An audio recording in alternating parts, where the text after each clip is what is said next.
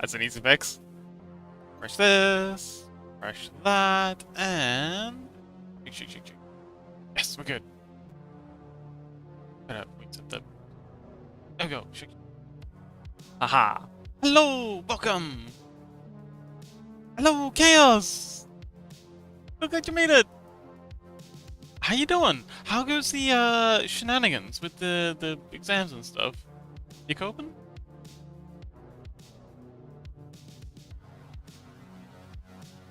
Lassitude! Hello!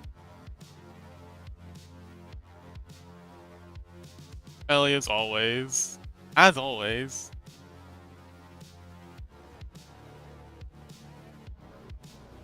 Got some fun stuff planned for this week. Anywho. That. So, today we're getting back into the spooky, scary TTRPG painting, which I've been thoroughly enjoying. I'm so glad I'm finally getting to put some of these ideas to paper. I don't like how this fella turned out, but oh well. Let's get in. Let's just go right to it, and I want to draw a jackalope. Now, if anyone knows what a jackalope is, hands up in chat if you know what a jackalope is. For those who don't, it's a mostly American cryptid, I guess? Yeah.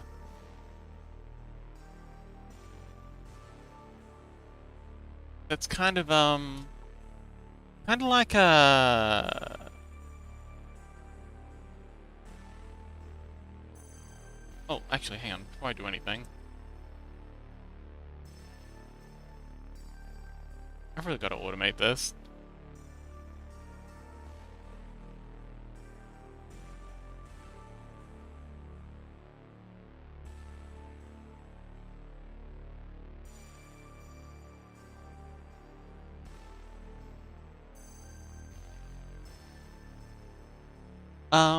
Yes, so, jackalope.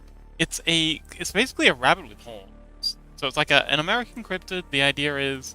Actually, I wonder if there's any deeper lore on it. Jackalope. Wikipedia. So, the jackalope is a mythological animal of North American folklore described as a jackrabbit with antelope horns. Jackalope is a portmanteau of jackrabbit and antelope. Many jackalope taxidermy mounts, including Rachel. I don't know if they have any like extra abilities aside from just being a rabbit with horns.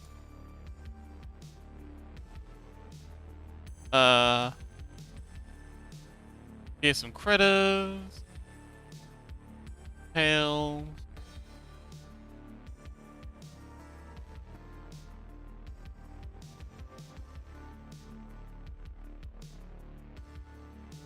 Yeah, I don't think they do anything aside from just being a rabbit with horns. Big tails. Oh, the jackalope can imitate the human voice, according to legend. Jackalopes are said to be so dangerous that hunters are advised to wear stovepipes on their legs to keep from being gored. Oh, that's cool. Stores in Douglas sell jackalope dough milk. The New York Times questions authenticity grounds that milking a jackalope is known to be for risk. Interesting. Jackalope milk does. Huh. Oh, is my model frozen again? Wakey. Oh no. We're having technical difficulties, as always. Let's see if we can't bug fix this real quick.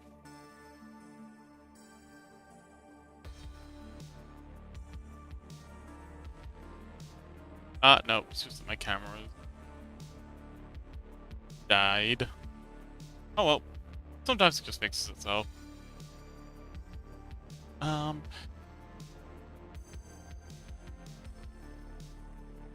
Anyway, last dude, how you doing, buddy? You been up to much today? During the days of the Old West, when cowboys gathered by the campfire singing at night, jackalopes could be heard mimicking their voices, or singing along. usually as a tenor. Oh, that's cute. It is credited with being able to grow its voice to mimic the calls and cries of many mammals, even a chainsaw. Oh, it's actually of course it's an Australian animal that can do that. We've got a creature called the lyrebird, and this isn't actually... I swear this isn't made up. It can mimic sounds to a T, and it likes to mimic noises that are impactful. So if it hears a chainsaw, it'll start making that sound. So you'll just be out in the woods, in the middle of nowhere, just wandering along, and then because some lyrebird at some point in its history heard a chainsaw at one point, it's now making it your problem, and now there's random chainsaw noises coming from the bush. But it's really spooky when they start mimicking gunshot sounds. Like if there's a hunter out doing, shooting game or something, and the lyrebird picks up on that, it's like you can just be walking through the bush, and all of a sudden you hear this crack of gunshot, and he's like, "Oh shit, am I being shot at, or is this just some bird having a lark?" But that's really cool. I'm glad I can implement something like that here. It is said that jackalopes, the rare Lepus antilopicara, breed only during lightning flashes, and that their antlers make the act difficult despite the hare's reputation for fertility. Even the ordinary jackalope only mates during lightning storm. Such breeding habits accounts for their scarcity. That is interesting. Okay, so now we've got some jackalope lore to work with. Let's get to making our fearsome critter. No. We need that. I'm gonna make a... Oh, let's put a horse in a group. Things. Add a new group player. And we're gonna call Jackalope. Jackalope. Last dude says, going good. Working on the house today and such. Oh, okay, good luck. Curious as to what it is you're working on the house, but yeah, awesome. Okie dokie, so I think we'll start with, let's grab a red. Big red eye. And then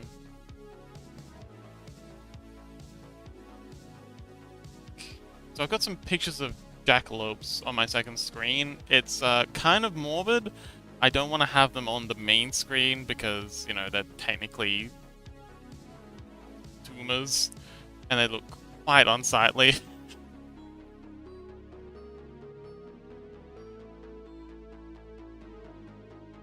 So I'll spare you that.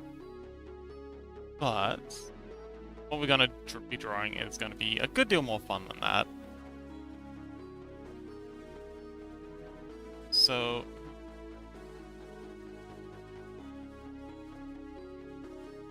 it does say that they're able to so wild boar in Australia are actually a huge problem, and people get gored all the time. Funny thing about boar is that they're very curious creatures. They're simultaneously very curious, but also extremely aggressive.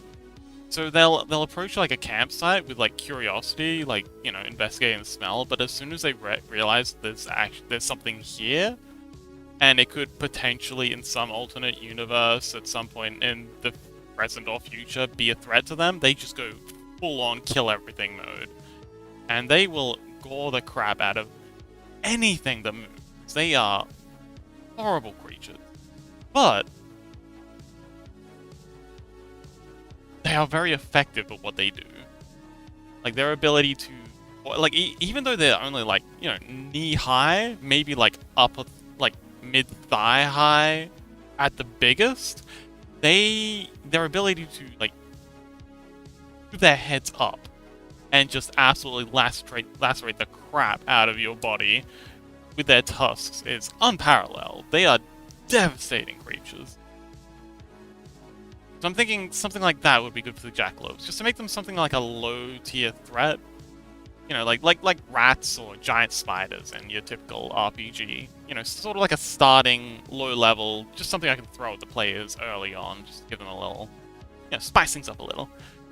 Last dude says, "Oh, Lily, good morning." Good morning? It's a bit early for good morning. I don't know what time it is for you, but hello, Lily. How you doing? Last dude says, plumbing. Oh, plumbing. But the sinks I'm working on are very old. So I can't just put in a new cartridge. But we'll probably need a full new faucet. Get how that's pronounced. Set.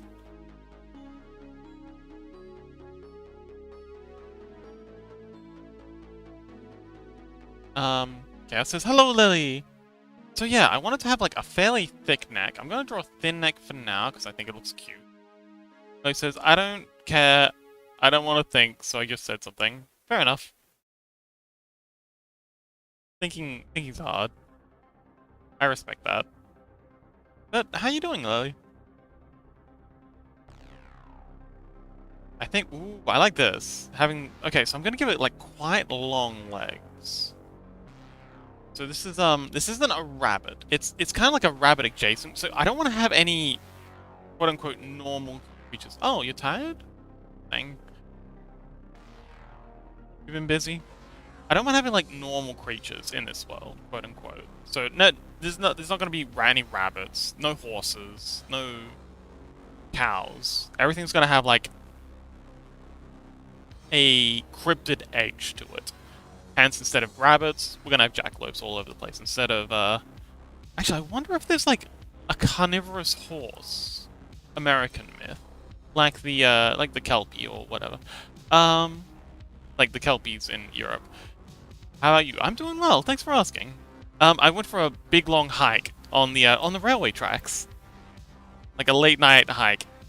I was out for like 3 hours, which is a pretty decent hike for me. But I thought it'd be nice to go along the railway tracks that go like out of town.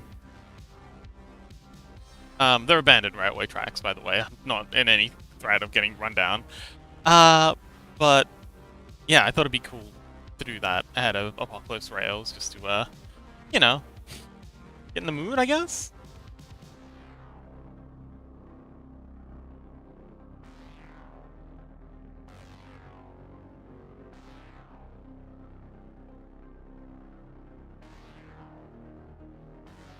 Nah, I don't like that. That's... Okay, I think it needs to be a bit bigger than that, but not as big as the second one we did. I reckon that's a good size. It looks like the Playboy Bunny logo. I just realized I accidentally made the Playboy Bunny. Oh well. What was I looking up? Oh yeah, I was gonna look up... Carnivorous horses American cryptid. Yeah, I wonder if the Americans have a version of this. Ooh, the Thunder Horse. Okay, I've heard of the Thunder Horse before. Oh wait, no, that's... Ooh, this is actually pretty cool. Cryptozoology... Monstrous size...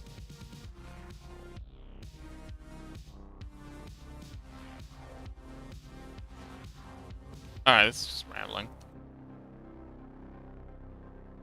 North American horse...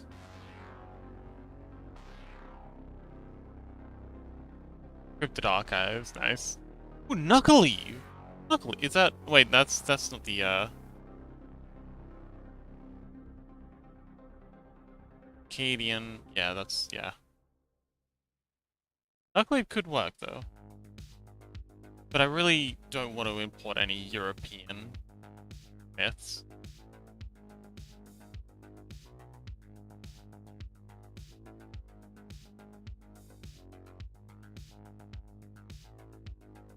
Big dog.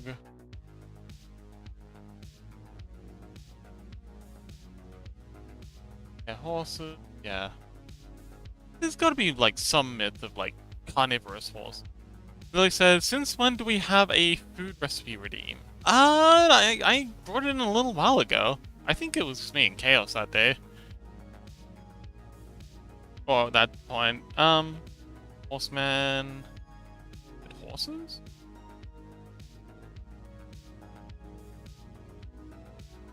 But yeah, I figured since I've got, like, so many recipes, I could do it as a redeem thing?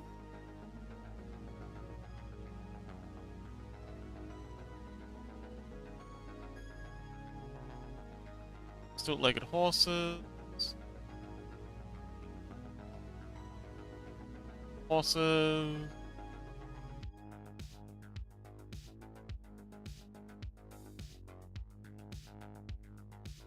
Elephant-like animals. Ooh. Okay, serpent. Alright, looks like I'm gonna be making up my own cryptid for that. American horse.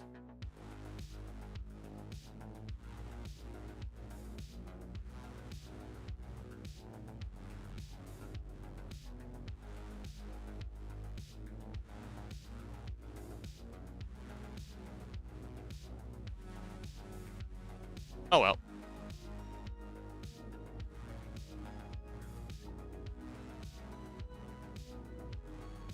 Oh, Chaos says, I'm gonna go play with a friend. See you later. Okay, good luck, Chaos! Thanks for hanging out. Miss you.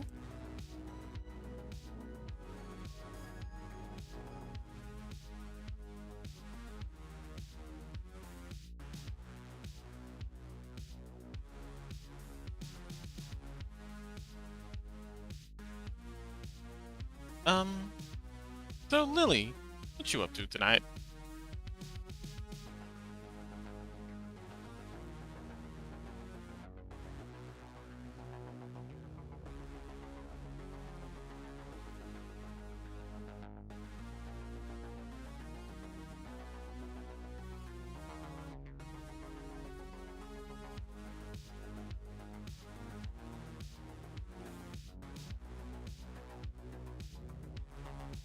Give it some, like, big, hefty claws. Because this is a, although I think I want the jackalopes to be herbivorous. That is, plant-eating. I do want them to be quite dangerous. Like, everything in this world has to be dangerous. I was sleeping the entire day before and after school, so I guess sleeping. Awesome! I do love some sleeping.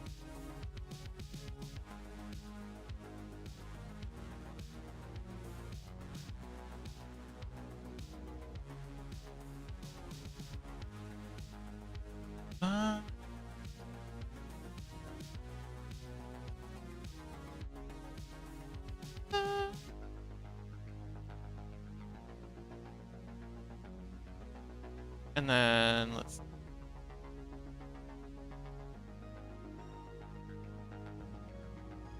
cross, and then here, and then bit of a bomb. I kind of want to give him a like long tail because no one's gonna stop me. Like a long reptilian sort of tail. Like, I know it doesn't say anywhere in, like, the cryptid thing, but, you know, it's a cryptid. Like, one thing I love... I don't know why I'm still tired, though. Oversleeping is the thing. If you're not used to sleeping so much, your body can have a hard time getting out of it.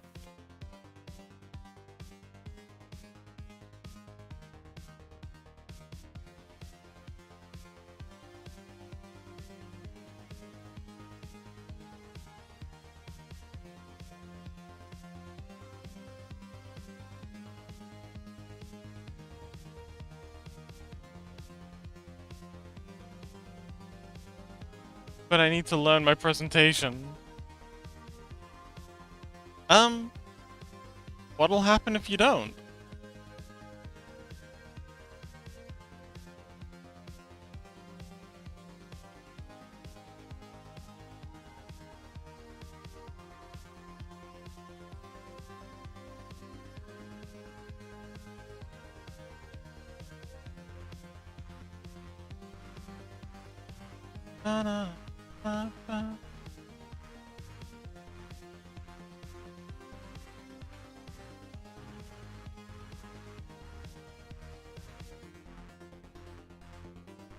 Then I embarrassed myself in front of the entire school on the stage. Oh, that does sound terrifying.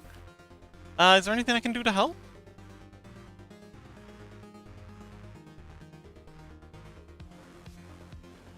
Uh, uh,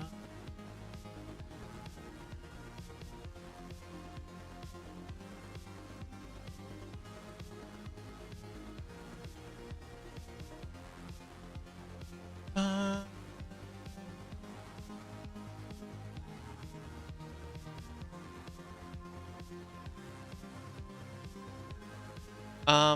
okay, so this is primarily, despite being incredibly dangerous, this is going to be primarily a prey animal.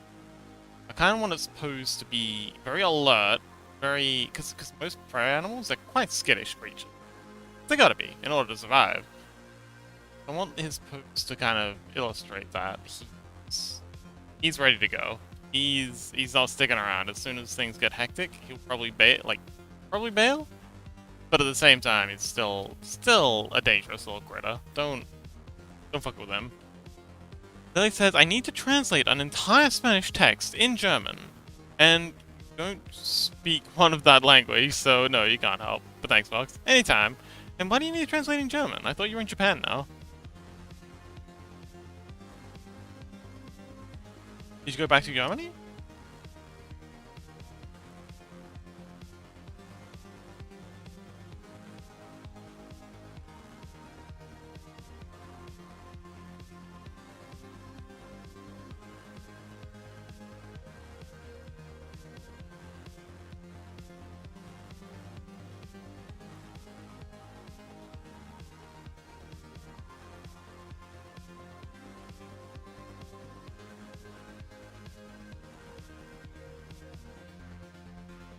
I quite like this. It looks a bit like a raptor.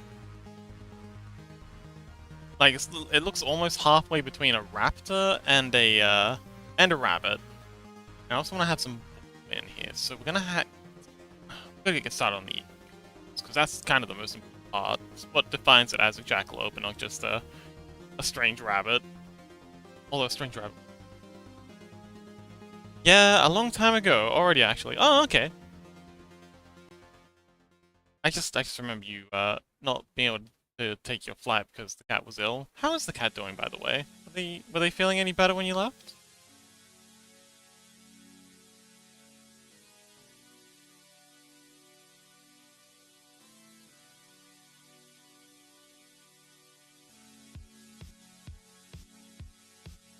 Wonderful.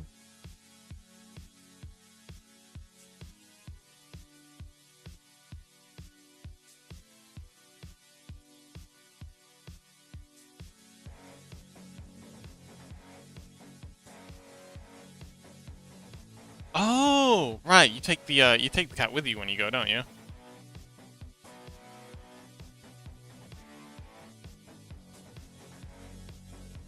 You know what? Maybe a fluffy tail would be more fun.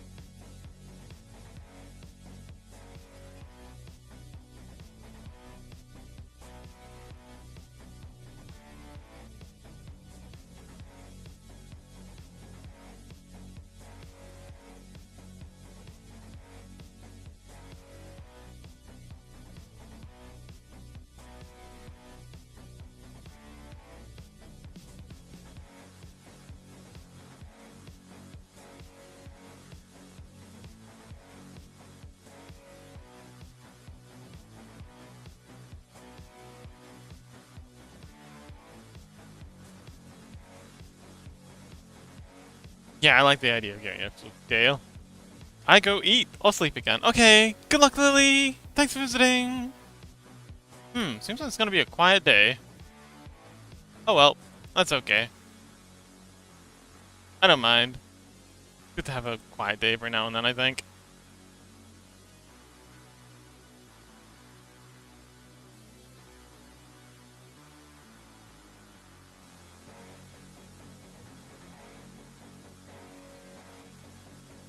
Just me and my creepy bunnies. And I got some cool music too. My avatar. Ooh, my avatar's working again. Hello. Check.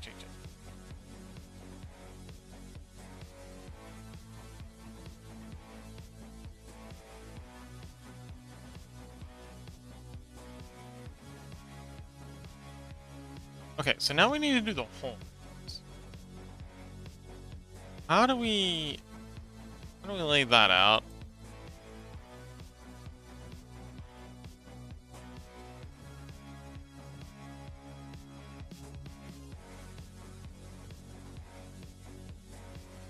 Would give it like, give it tusks, although it is quite specific that they have antelope style horns. Hence the name, jackalope. So let's try. Bring the ears back a little, or at least this ear back a little. Give some more.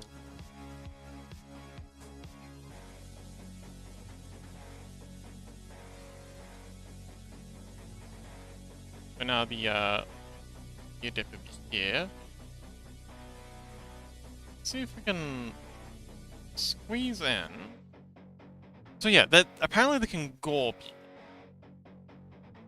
And they were selling steel pipes that would kind of like go over your legs. So I think the horns would be something like this, very gore shaped. So if it like raises its head up or flicks its head up while you're in the way, it's gonna like lacerate you.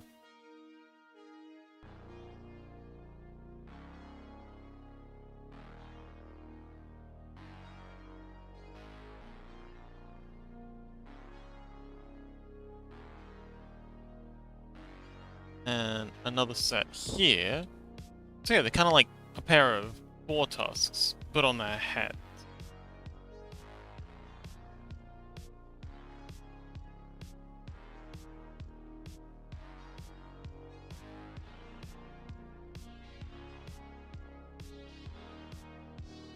Yeah, these look like they would mess you up.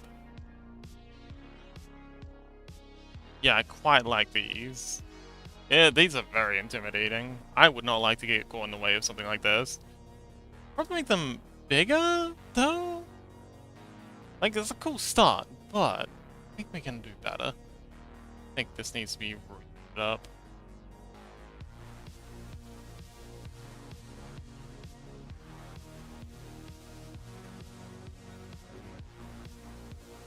Yeah, so something like that, and then we'll add in the second one.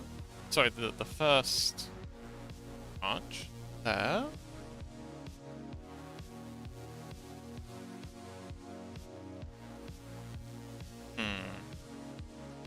Okay, that was a good first try. Let's keep at it. Get rid of this back ear.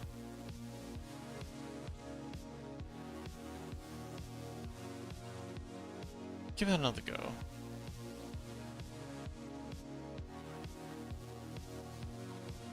What if I have something like this, and then another one that comes up like this? Kind of like a can opener sort of thing?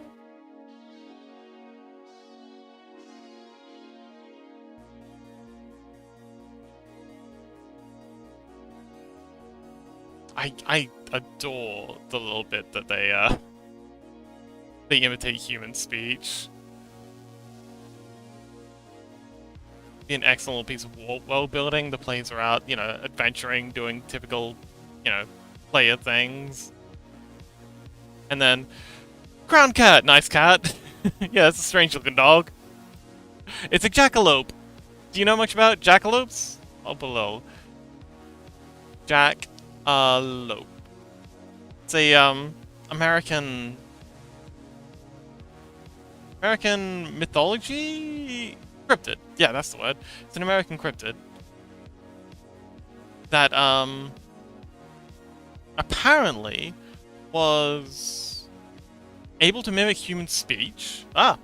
So the lore that I read on Wikipedia about the jackalopes stated that it was a creature that was able to kill a person by goring it. Apparently, you could milk them. There was people selling jackalope milk. They only reproduce, or they only mate during thunderstorms, and they can mimic human speech and other noises, like chainsaws, and you know, whatever else. And I think that's pretty rad. But yeah, Crown Can't Draw. That's a cool name, by the way. Um,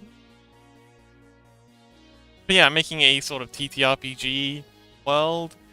Selling jackalope juice is bad business plan. Why? Oh well, actually, the New York Times article actually did state something like that, saying that it is unlikely to be true because of the well-known hazards involved in milking jackalopes.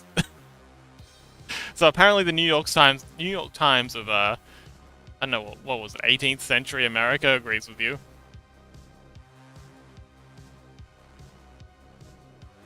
Just trying to figure out how these horns are gonna work. I've never drawn horns on a rabbit before. I don't think I've really drawn antlers at all.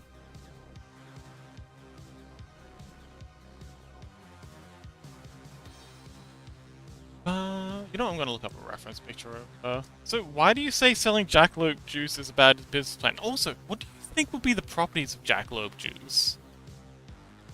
Like if we were to use it in a potion, what do you think its properties would be?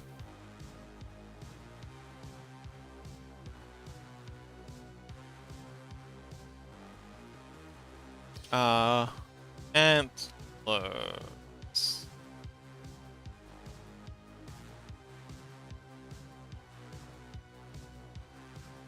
Alright, gotta find me a good set of boring antlers.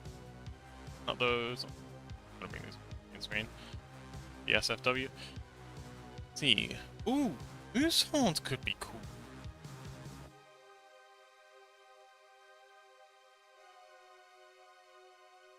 Something like this would be deer antlers.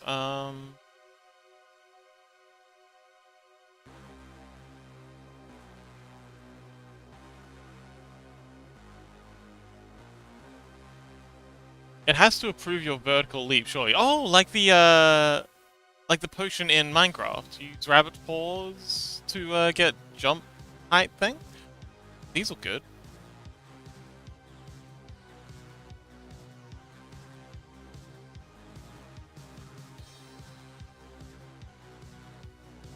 Ooh, we could make it like a tier system. We could have like a regular jackalope, and then like an elder jackalope, which is kind of like more larger, more humanoid looking, as kind of like a mid-game sort of boss. Not necessarily a boss, but just a higher level encounter.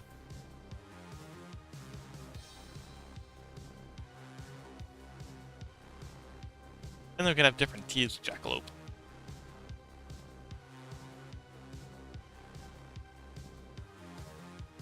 Oh, I've seen antlers like that.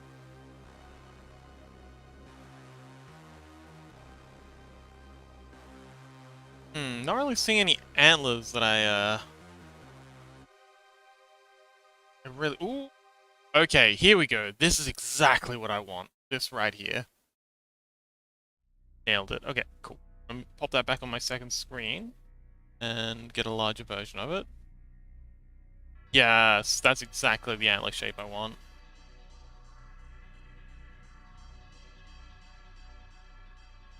But yeah, vertical leap does make sense.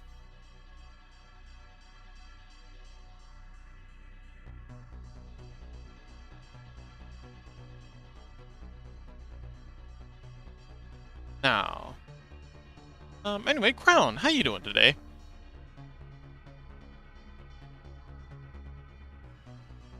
Okay, it's got this short bit back here that comes up and around. Longer bit here, which...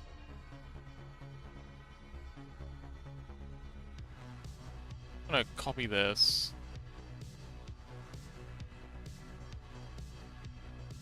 And let's flip this.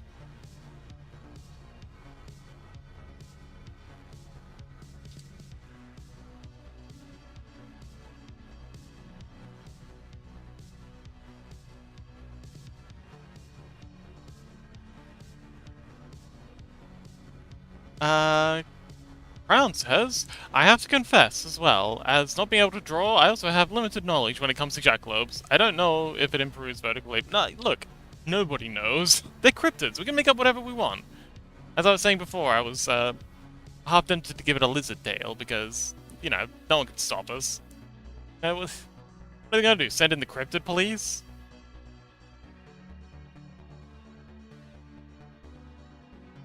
It's fine. Yeah, we don't need to conform to any stereotypes or, you know, established beliefs about what a cryptids should be. It's half the fun of cryptids, or working with cryptids. Like, we can do whatever we want. So, yeah, let your imagination run wild. I just want to base these creatures in American folklore. We don't need to follow it religiously.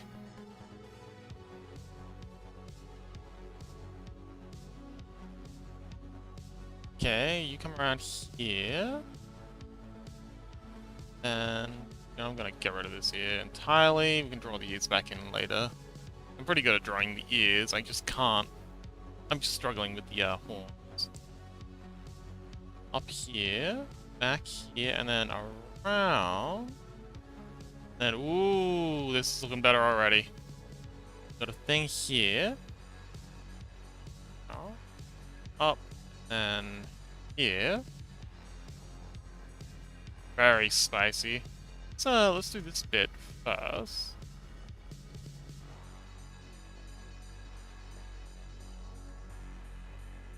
There we go. And we'll get this bit here. Oh, no. Bit here like so.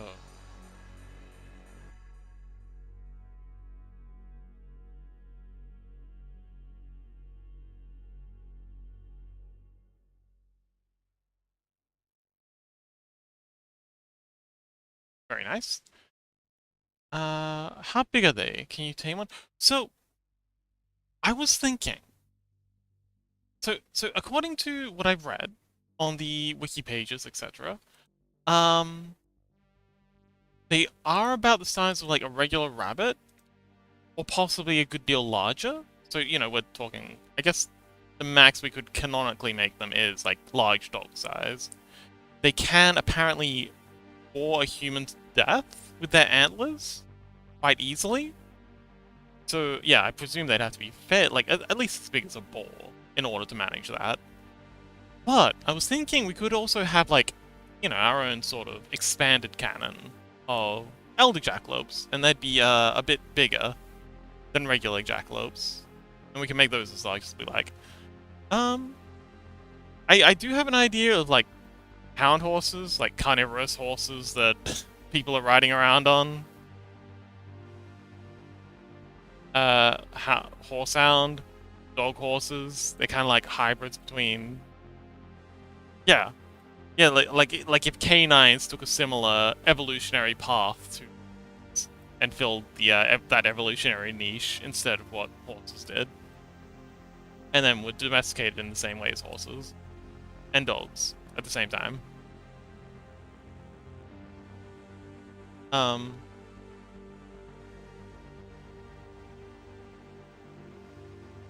So I do have that as a mount. I guess a giant jackalope would be a pretty good mount, now that you mention it. Could definitely see people riding around on these things if they were large enough. But yeah, it could definitely be bred to be bigger. People breed animals like earlier horses were tiny compared to what we have now. Millennia to breed them to the size that we know. Okay, and then we're gonna have on this side go something like this. Have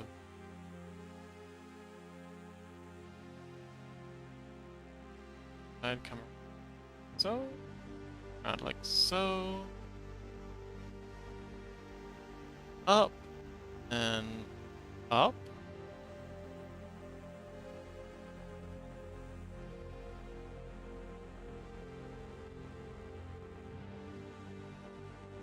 Down.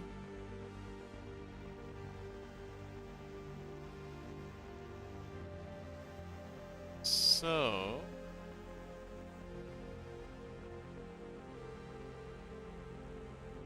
is this project or just for fun ideas? This is a project.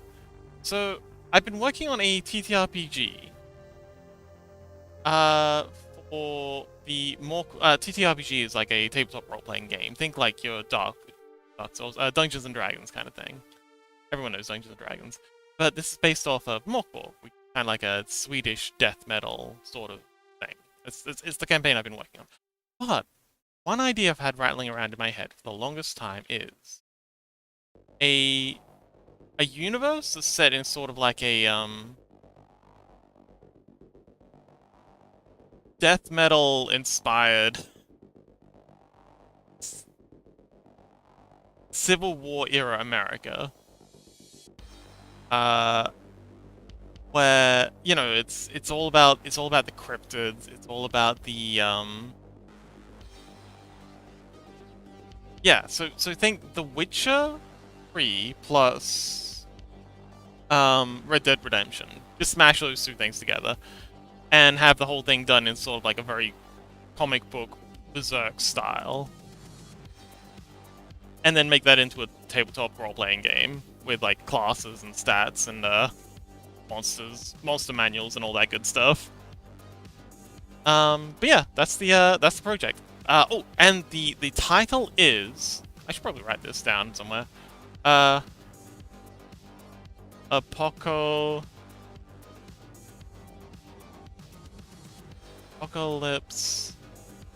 Rails. So if you've seen, have you seen Apocalypse Now or read Heart of Darkness?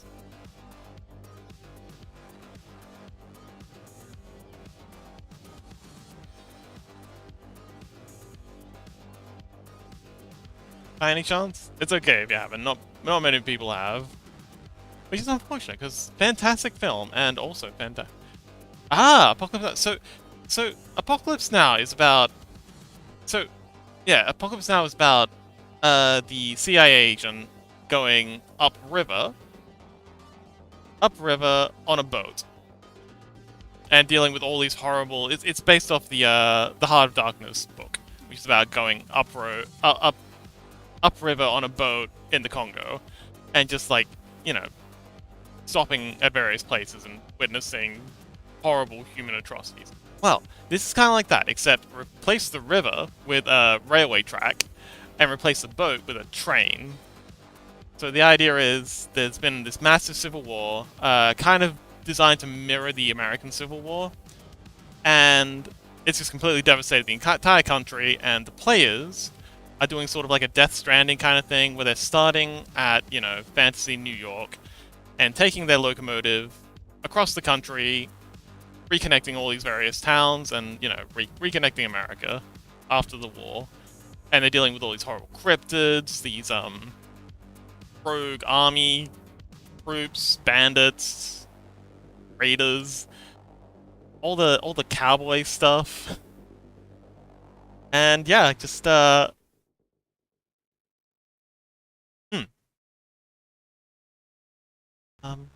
yeah, I'm thinking having all the players be condemned criminals.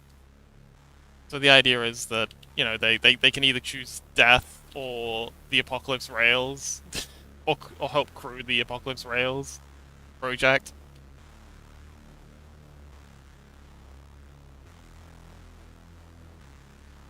But yeah, it's basically just Apocalypse Now, but instead of being Vietnam War, it's fantasy Civil War America, and instead of being on a boat going upriver, it's being on a train going across country on the rails.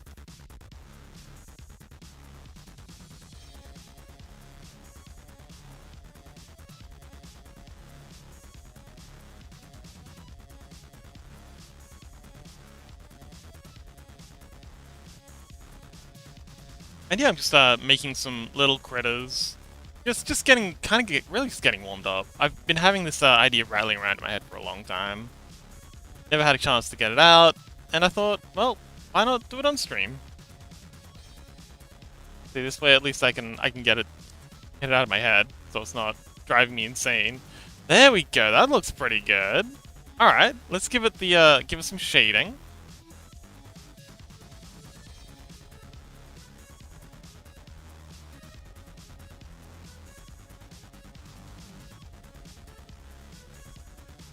I think we'll start with the horns. So let's just go ahead and black these out. So I like to start with black, and then I draw highlights on top of it. And I like to have two sets of lighting. I've got my white lighting coming from this direction, and I have my red lighting coming from sort of this direction. Yeah, like this, and then the white lighting's kind of a bit more like this. So, yeah, I painted in black first.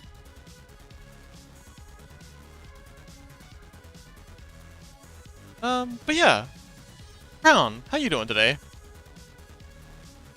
It's also a very quiet day today. I'm so glad you appeared. None of my regulars have shown up today. I was looking like I was gonna be quite lonely.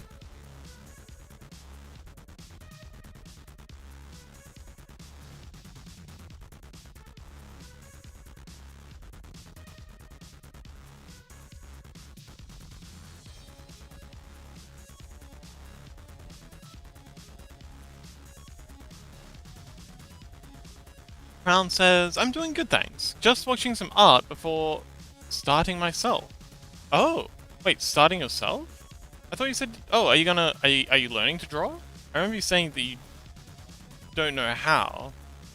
When you say starting myself, do you mean you're gonna start learning to draw?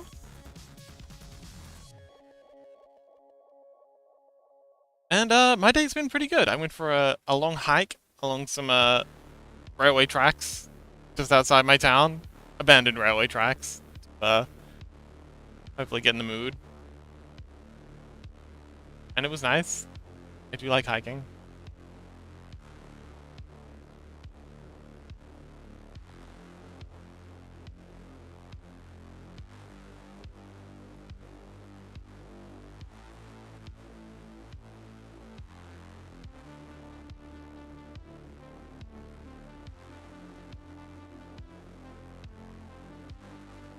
Alright, that's good.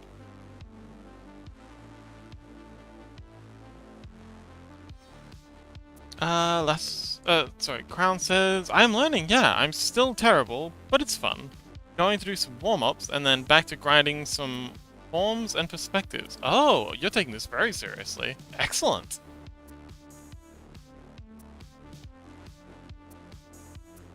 Well, good luck. Let me know if there's anything I can, help with, I guess?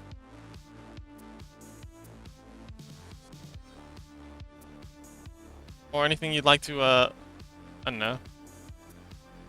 Anything you think I might be able to help with, just let me know.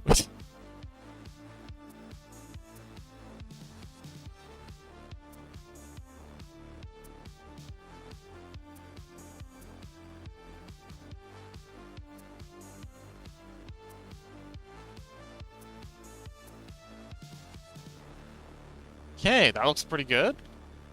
Go ahead and get this one's highlights in.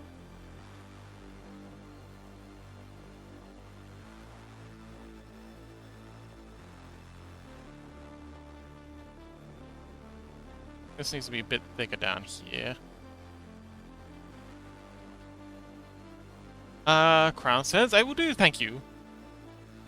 Right now I think I'm at a point where I just need to actually do some of the work rather than think about doing it. Yes, that's always the hardest part.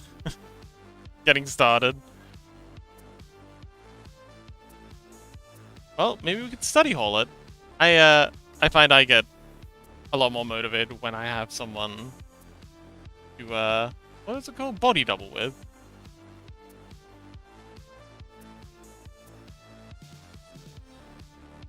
But yeah, maybe we can, encourage each other.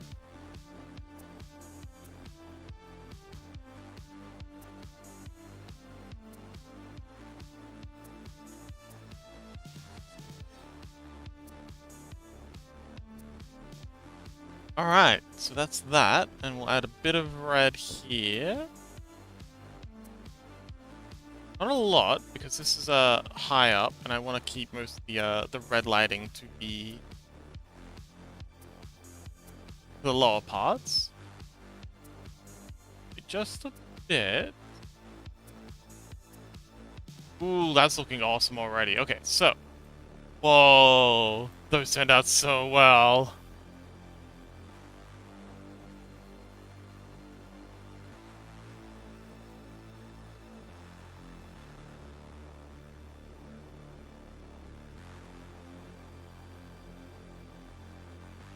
Okay, so I think I'll start with the whiting of this, and then I'll do the red, and then I'll come in and do the black section. They look great, don't they? I'm actually very happy with how they turned out. I honestly kind of worried. I was really struggling for a little bit to get the antlers in, but very happy with how they turned out.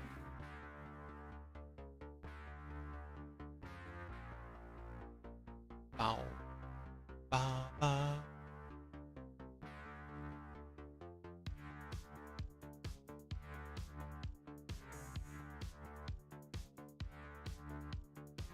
I think something like this makes sense. And this one's just going to be flat black because it's in the back. So, swap colors, and we'll just put in our black, and hopefully this will be enough detail to pick the ears out against the horn. I'll have the horns and the ears be, you know, visibly dissimilar. I think we're going to need some red, some more red at the bottom of this horn. Sneaky a little bit, like that.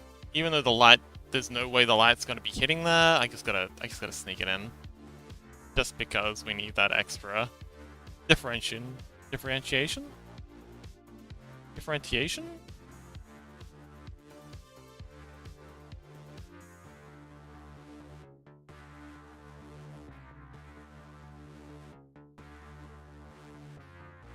Okay, that'll do. Now let's get this one in. How long have you been doing art? Not as long. So I've been a 3D modeler. I've done 3D modeling for like 10 plus years. I only just started drawing. Okay, so I've been a traditional artist my whole life. As long as I can remember, I was doing little doodles and sketches. But I only just recently picked up digital art. Maybe 2-3 years ago? And it took me the longest time to finally get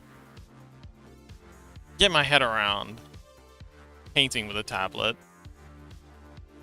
Being used to painting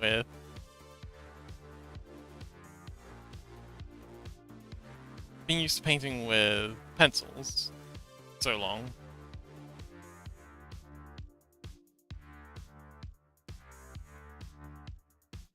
But yeah, long story short, about 2-3 years, just digital, but art stuff in general, as long as I can remember. Always been an artist.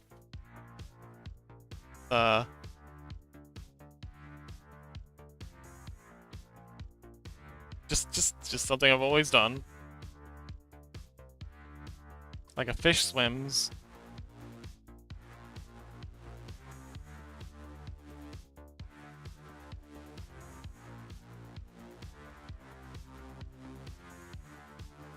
Let's add a big bit of white here.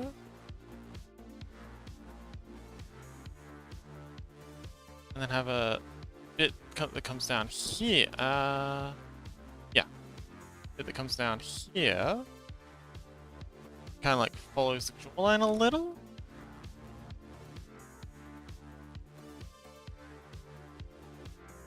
And down around here. And then we'll have it cut off here. And then bring it back here. The flank. Bring it in a bit.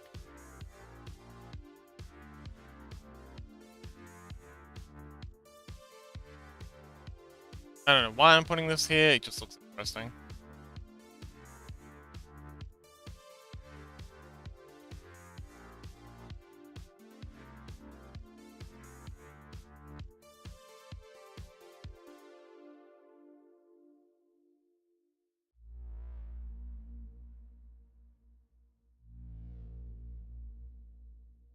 that works. That works.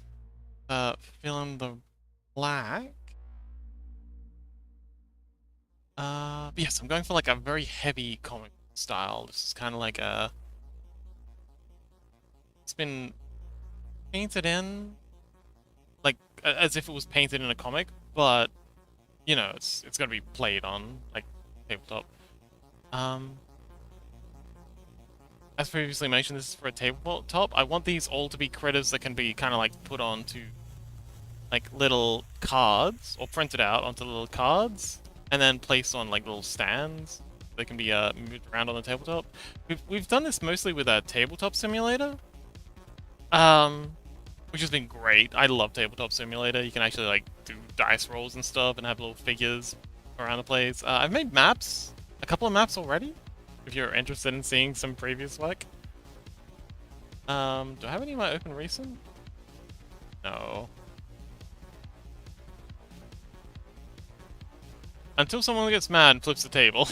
Fortunately, actually, no one's actually done that yet. Most of my players are pretty chill.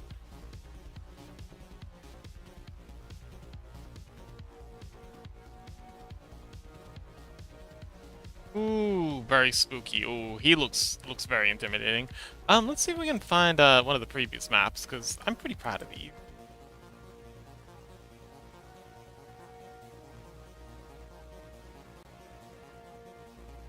Okay, Mörk Borg. Assets. Maps.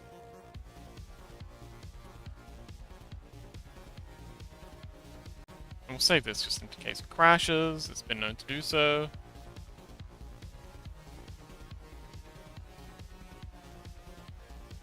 Oh, that's just kind of like a special thanks thing. They're all people who've helped make this channel what it is today.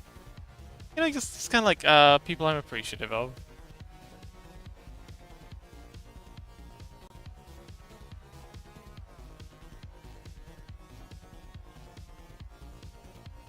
Here we go. Here's one of the previous maps. It's kind of blank because it doesn't have any of the clutter. The clutter's all kind of like separate pieces. Like we've got tables down here, more stuff here, but yeah, this is a preview. This is one of the maps that the players play on. Blacksmith is the most populated thing of the map that isn't sort of like yeah. Well, I think I even made the anvil and the what are the bellows? Separate pieces now.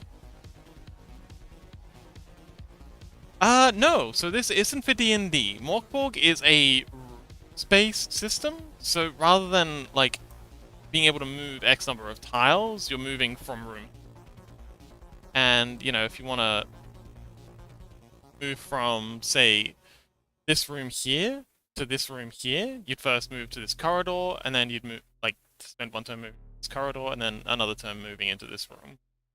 Unless you want to roll for it, if you want to roll agility or strength, agility to try and like dash or strength to charge in, you can make an attempt to roll, but if the roll goes poorly, you're gonna face plant or something. But yeah, no grids. No need for them. It's just room by room.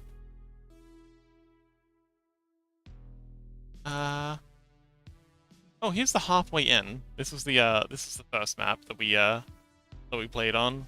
It's in the middle of a swamp. I was very proud of this map. It went really well. One has the beds nailed down. Oh, Berog. I remember making that.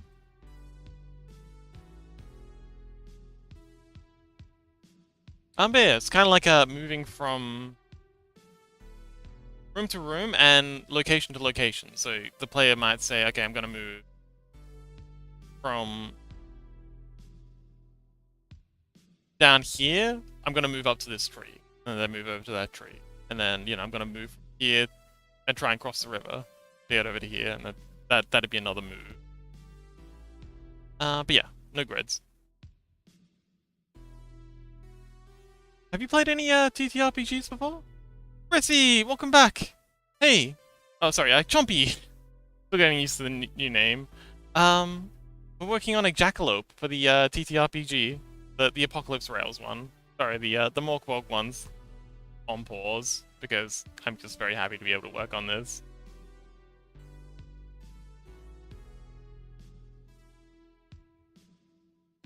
But Chompy, welcome back. How you doing?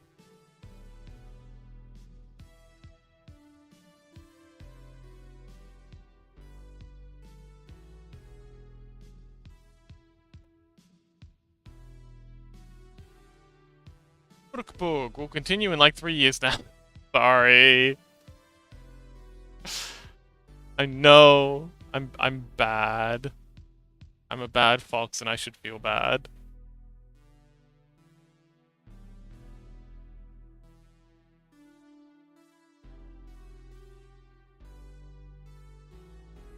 Cheese Beagle says, "Hello there. How's the art going?" The art's going brilliantly. I'm currently drawing a jackalope. This is for a I don't like how this is turned out. Let's just black that out. This is for like a TTRPG I'm working on called Apocalypse Rails. It's set in like a fantasy Civil War era America. Think Red Dead Redemption meets The Witcher 3 sort of thing, but set in fantasy America with a kind of Apocalypse Now sort of story slash theme. If you've ever seen Apocalypse Now or read Heart of Darkness, just replace the boat with just replace the river with railway tracks and the boat with a locomotive that may or may not be powered by the souls of the damned. But yeah, it's based off the Mörk Borg rule set. So if you know anything about Mörk Borg, that's a very, very grimdark TTRPG set in sort of like a Swedish death metal inspired fantasy medieval world. Brown says, "Not personally, but I've watched some D&D campaigns and enjoyed Divinity / Baldur's Gate series." Oh yes, I've watched many Baldur's Gate and Divinity, and also, yeah. The guy who plays Astarion actually has a really good playthrough. Neil, I've forgotten his last name, but yeah, Neil has a really cool playthrough where he actually plays Baldur's Gate. Like, the voice actor of Astarion plays Baldur's Gate. It's really cool. Definitely check it out. Don't really know it, but I can appreciate your style. Oh, thank you. Yeah, I'm going for like a very, very black comic book style. I love this. I love this style. So this is the jackalope I'm currently working on. This previous carnivorous horse. I like the idea that everything in this okay, so nothing in this universe is quote unquote normal. Everything's got some kind of either like macabre. Ooh, actually, I quite like this.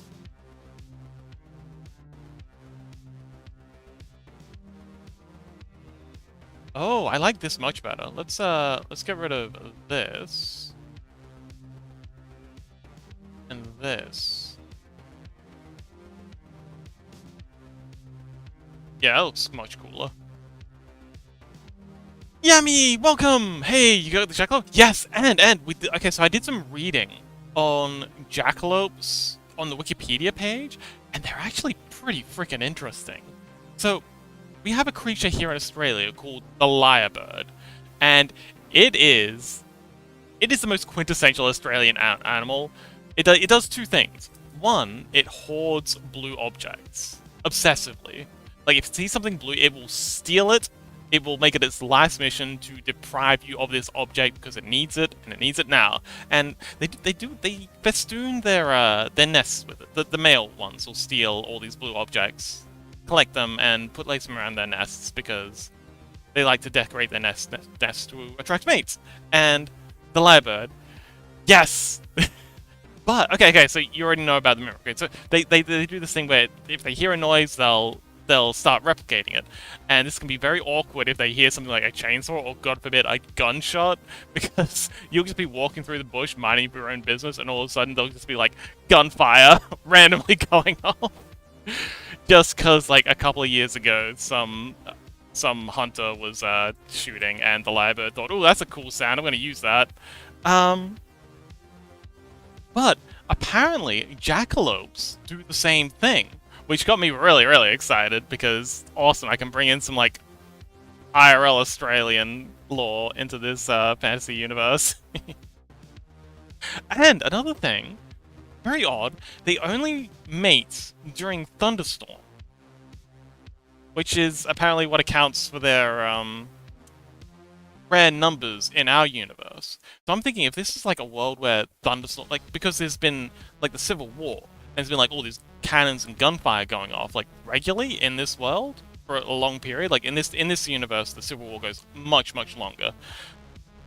They've actually been breeding like rabbits because they recognize the cannon fire as being the same as lightning fire. So as soon as they hear all the cannons going off from like a battle nearby, they'll start breeding really rapidly because you know they think it's thunderstorm, and this is that time to shine.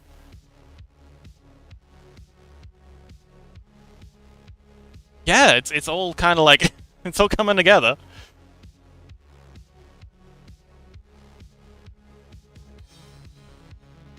Yes, very excited for the jackalopes.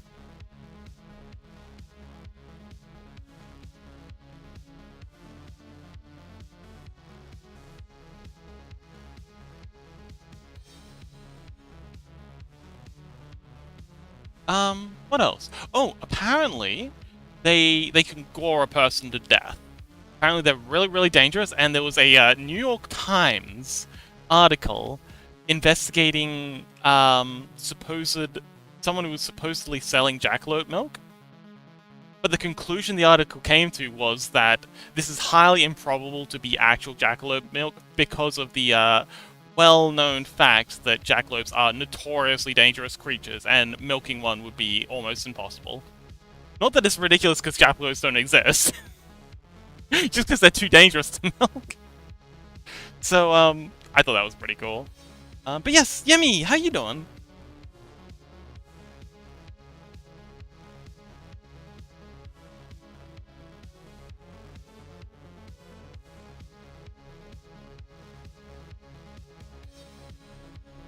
Ah, good morning, Yemi. Hope you slept well.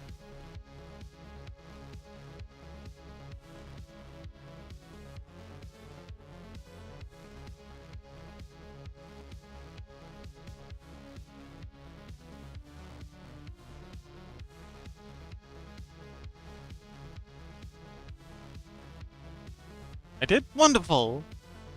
So happy.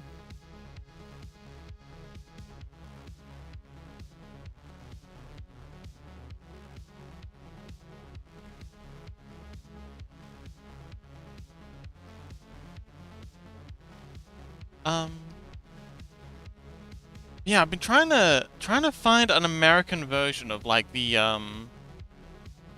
what was it? The Knuckle-fee? Or the like Kelpie? Like some kind of carnivorous horse that I can base my although Brown did suggest giant jackalopes would make pretty good mounts, which I quite like the idea of.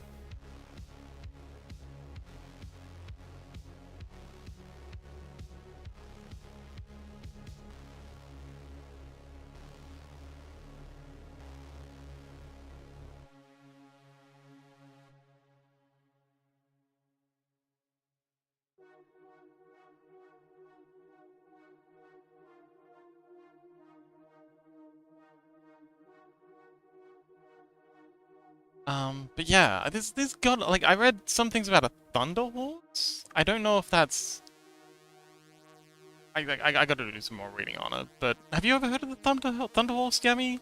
Seem to be very knowledgeable about American cryptids. Slash J. Oh, Skinwalker is ooh. Actually, no, that's brilliant.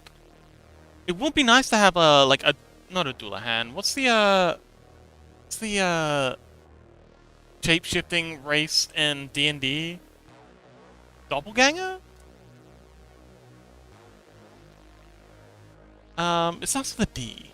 Hang on. But yeah, there's a race in D&D, and Chaos is a huge. Oh, okay, it is Doppelganger. Chaos is a huge fan of shapeshifters. So like a Skinwalker, like a shape-shifting Skinwalker kind of. Oh, okay. Ooh, automated health message, smart detection. Oh, looks like Twitch has a better, like, smart detection thing. It's actually picked out that this is obviously an ad. Yes, deny. Oh, awesome. I don't. Okay, cool. That's actually really handy. But yes, we actually have Chaos who likes. How do I say this? Very much identifies with shapeshifters, so it would be nice. Wait, Skinwalker's shapeshifter, right? Hang on, I should probably look up a Skinwalker in case I've got the wrong idea. Skin.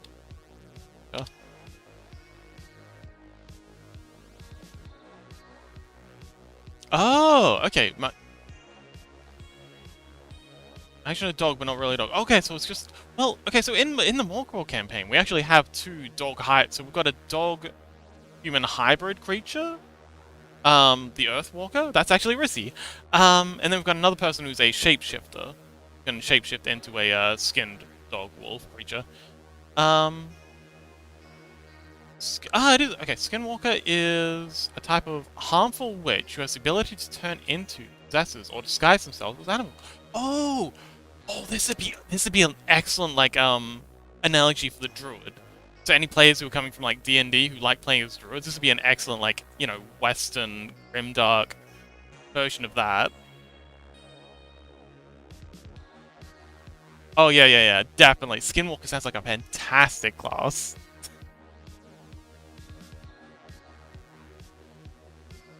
Is it a Skinwalker or is it a not deer?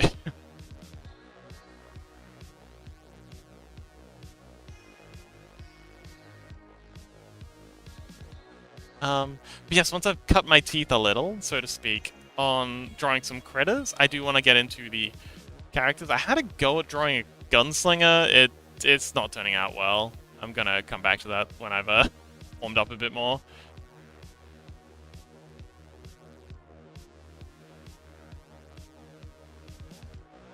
But yeah, Skinwalker. So I want to do a Skinwalker's great. Gunslinger because of course. I want to do like an apothecary. It's kind of like the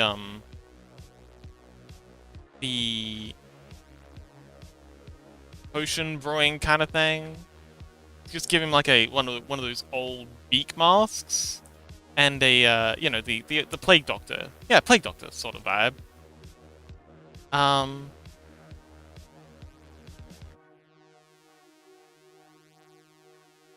What else? Skinwalker's an excellent idea though.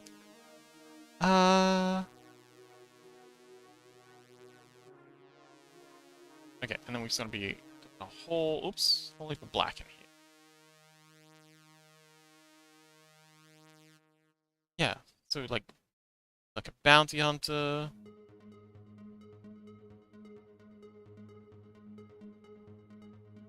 Werewolf was suggested, which I think would be pretty cool, but like a human wolf hybrid kind of creature. Actually, I should look into because I know vampires, like our modern idea of vampires, is radically different to like the actual historical context of what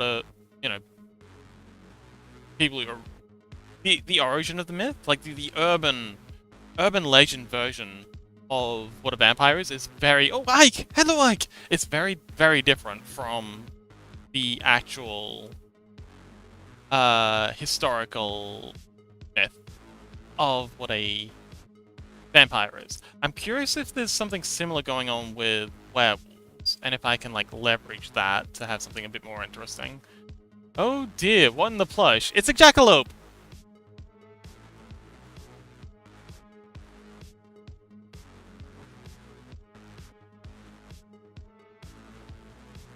Jackalopes are kind of like rabbits with horns that they can use to apparently gore a human being. Very spooky. I'm glad you think so.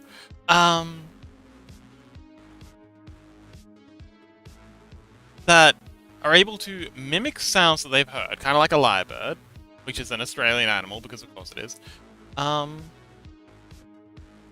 And they only breed during thunderstorms. So yeah, really, really interesting little critters. And I'm giving them brutally large claws because I feel like they need the age.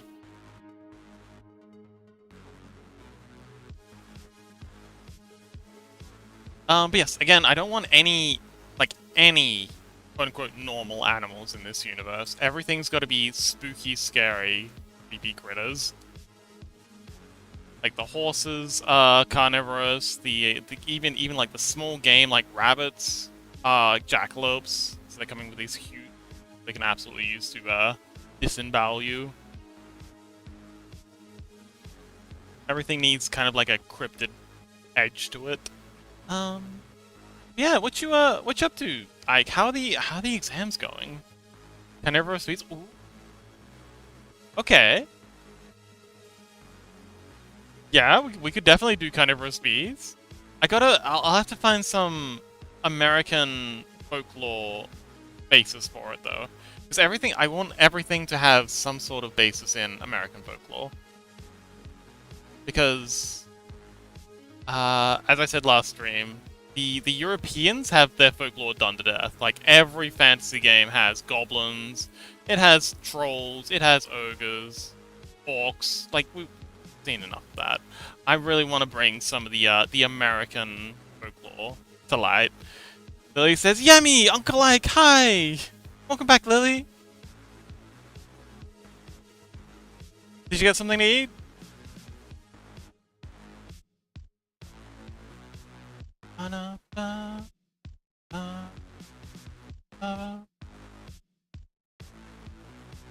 Ike says, "Exams are going well. Preparations are almost done, and I still have 12 days. Oh, wonderful!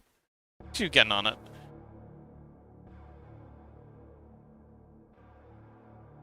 Lily was just talking a little while ago about how they're stressing out about their Spanish homework.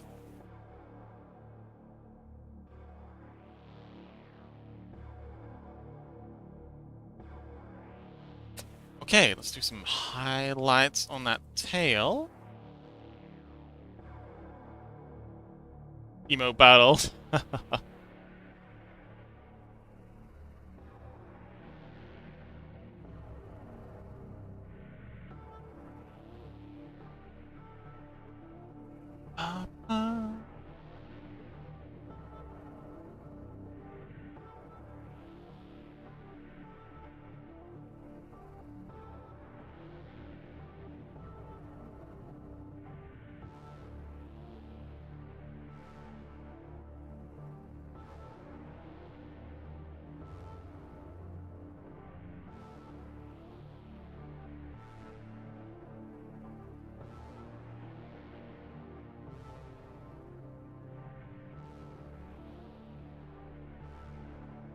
Okay, so let's draw sort of a couple of lines here to kind of denote that there's stuff going.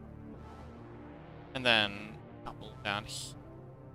Hang on, wait. Hang on. Here.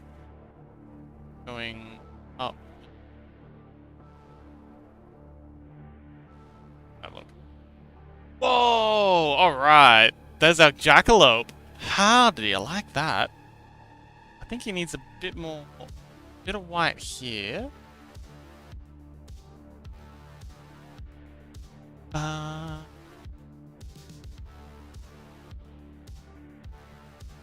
Looks cute. He does look cute, doesn't he? He'd make a good pet. So, what's next? I would like to do some more. Actually, hang on. Let's pare this back a little. I think we've gone a bit too far here. Definitely. Oh, yeah. I wouldn't mind one of these fellas as a pet. Oh, hang on. Let's do a little bit of highlighting here. Just a little.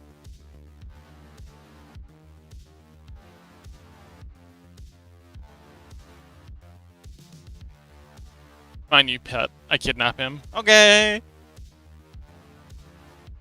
Okay. A few things you're gonna need to know about the jackalope if you're gonna have one as a pet. One, they only breed. Fox can draw animals so good. I'm jealous. I'm actually very surprised at how well he turned out. Let's let's hope the rest of the session turns out so well. Are harpies an American thing or are they a European thing? Oh wait, no, harpies are Greek. So yeah, a few things you're gonna need to know about jackalopes before you take one on as pet.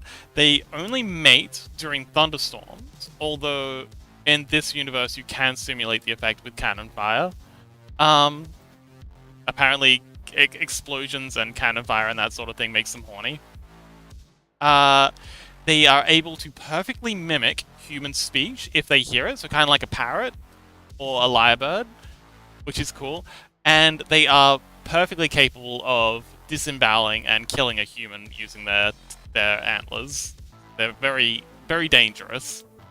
But yeah, with that in mind, you now have everything you need to raise yourself a jackalope. So, I'm gonna grab... But cute, I want him. Well, honestly, dangerous animals are usually the most fun to have as pets. I mean, look at cats. Cats are, like, notoriously predatory creatures. Like, they are insanely dangerous to anything that isn't, you know, us. Absolutely devastating to local ecosystems. I'm gonna bring up the thing Yemi sent me yesterday. Yesterday? What was the sometime last week. There we go. The North American cryptids. See if there's anything on here we can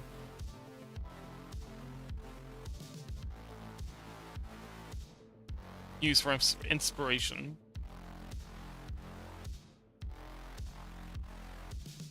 For our next predator. Frogman could be fun. Oh, Thunderbird! Thunderbird! That's what we're doing next. Okay, we need Burb. Lily says, yummy, yummy, yummy, yummy! Let's start by looking up the Thunderbird. It's such a metal name, too. Thunderbird. Thunderbird mythology.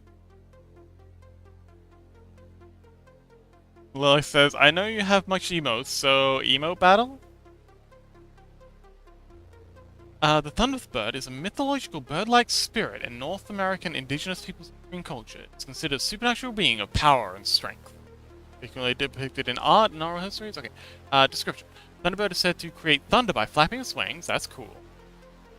And lightning by flashing its eyes.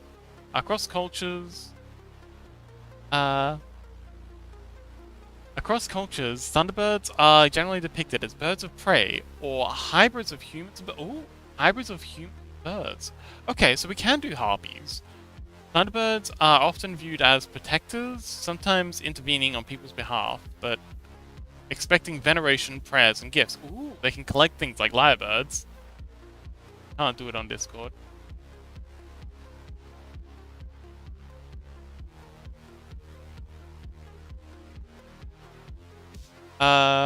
Stories about the struggle between the Thunderbird and whale have been traditionally told by various people. Studies have scrutinized possible connection with Cascadia subduction zone. Oh, okay.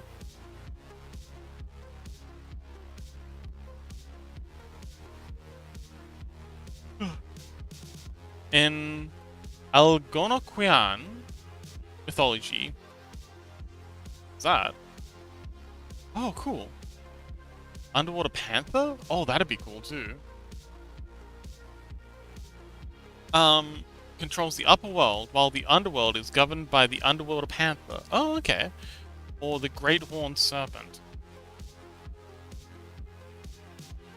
The Thunderbird creates not just thunder with its flapping wings, but lightning bolts which it casts at the underworld creatures. Huh. Okay.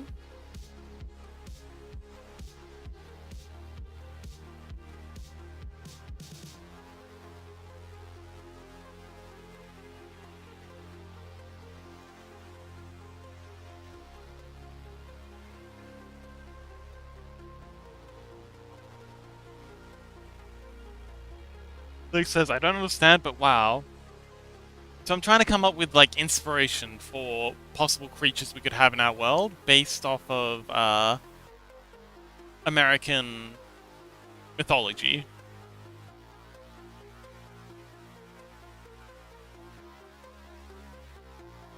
Uh, images and X. Oh, in Aquilonian images, an X-shaped Thunderbird is often used to depict the Thunderbird with its wings alongside its body, and the head facing forwards instead of in profile. Okay. Nice and simplified.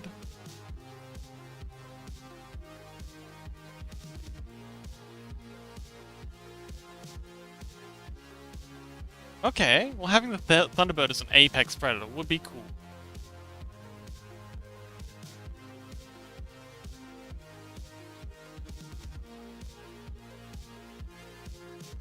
Next week I'm not here. Oh no, what's going on? I really like the Thunderbird and Hilda. Oh, is that because you're gonna be in Spain? Is that when your Spanish trip is? Thunderbird and Hilda. Let's look at that. Oh!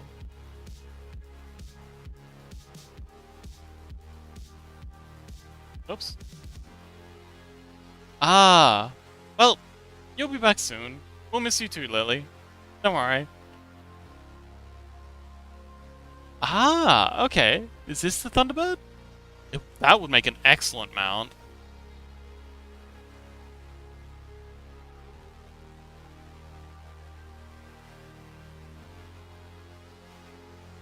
Okay, okay, okay. I like this. I like this a lot. Okay. Thunderbird it is. Thunderbirds I'll go. I don't want to go anymore? Aw. It's okay, Lily. You'll be back in before you know it.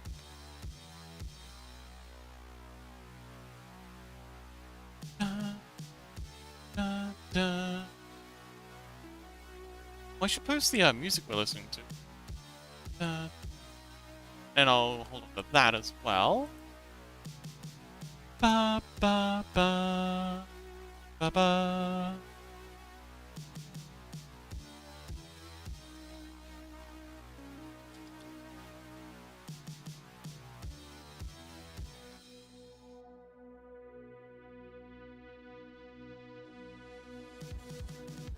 Ba ba. He says, I just take Ike with me. He will be my translator. Ike's already in Spain, so you can. Oh, maybe you could meet up with Ike.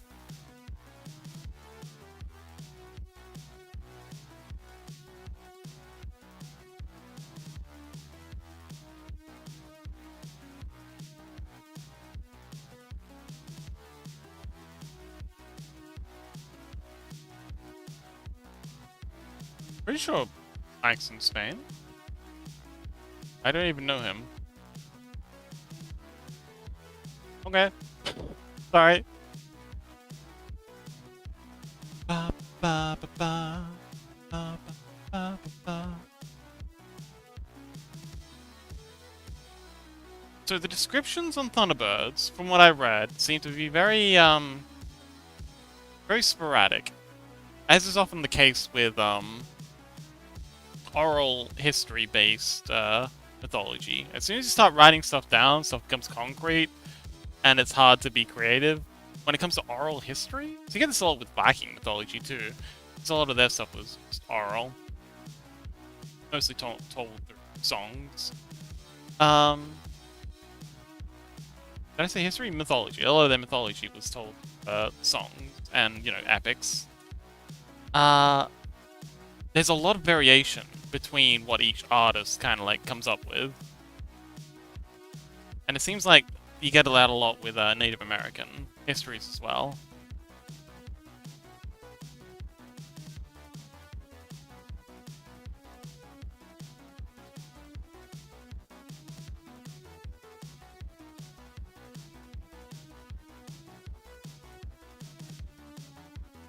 Yummy shout out!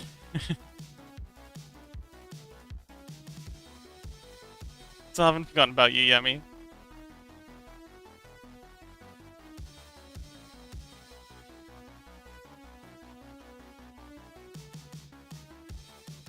I think it'll give him a very narrow eye. Slit, like he's squinting. You know, if he opens his eye, he'll create lightning bolts. So I guess it's kind of always got to be squinting.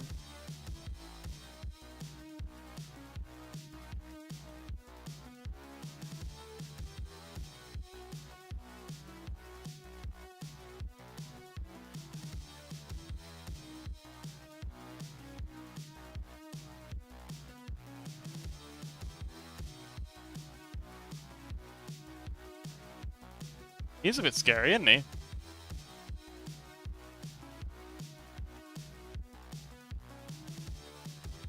And they're apparently quite large.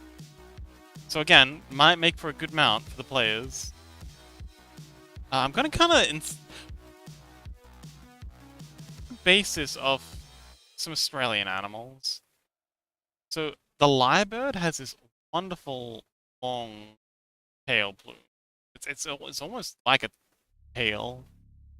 This one absurdly long tail at its base. So it's got it's got the kind of like its flying feathers, and it's one long one. Again, this really just. How would a creature like this just make it magical? But how might it work in like a more box? Can you teach me? I don't think so. I just kind of do things, mostly.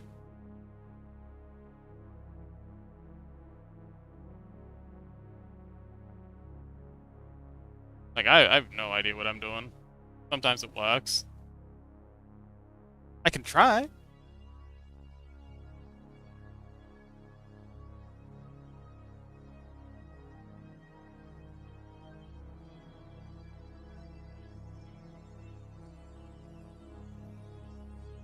Alright, you know what? I'll teach you, Lily. If you like to learn.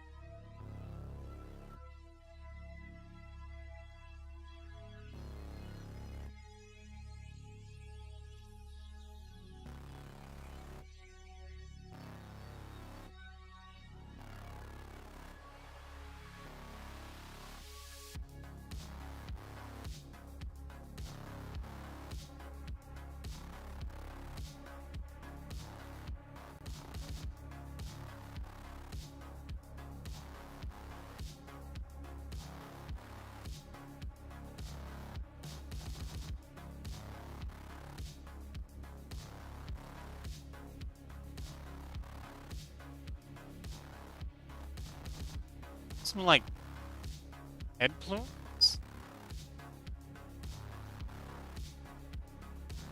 I mean, it is sort of like a very imperial kind of creature.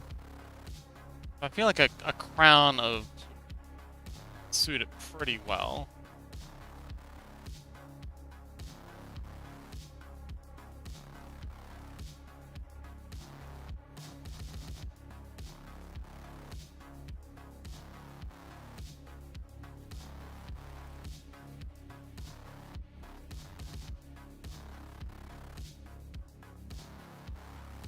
And it's down here. And another one on the side, like so.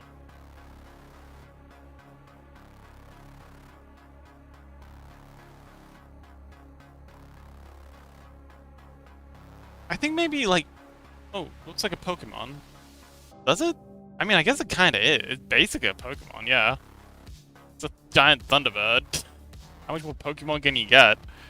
Yeah, it's like a Zapdos. Well, actually, Zapdos. That might be a good, like, reference.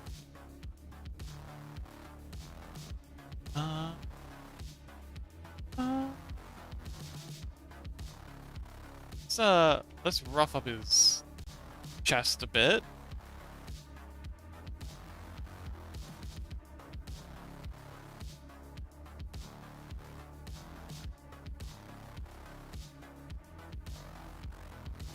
Burley, welcome!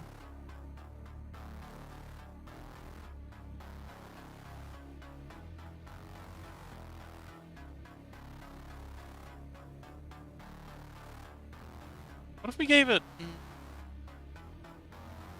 That's better. Make it look like really pointed like an arrowhead. Lily says, by the way, I don't know the English Pokemon names. Oh, aren't they all just the same?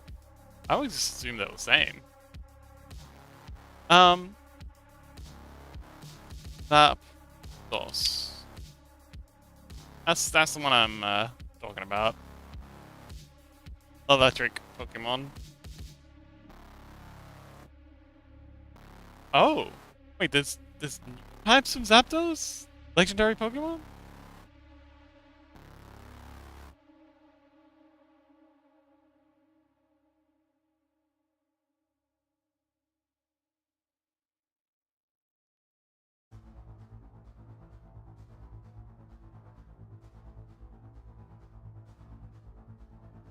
Yeah, probably.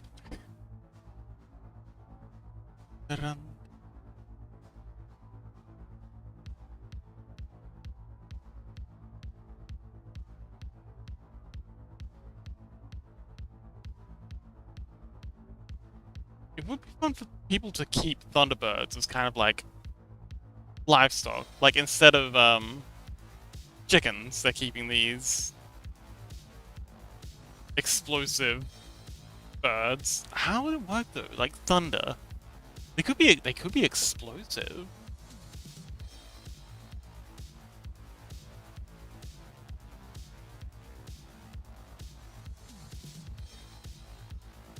Oh, but in English, Eevee is German Evoli.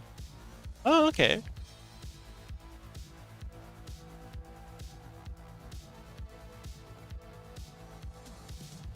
What about Pikachu? I kind of assume that Pikachu is the exact same in every language, right?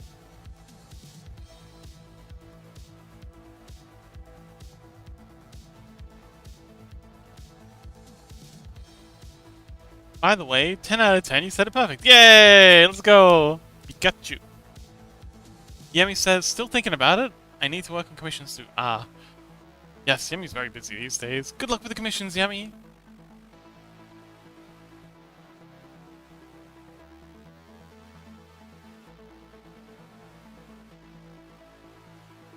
Okay, so now let's get in and start coloring this delightful fellow.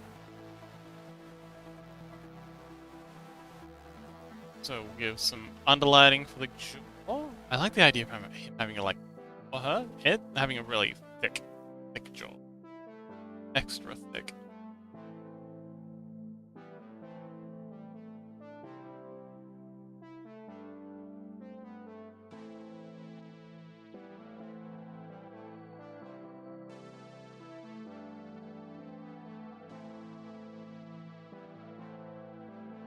Okay, that'll do.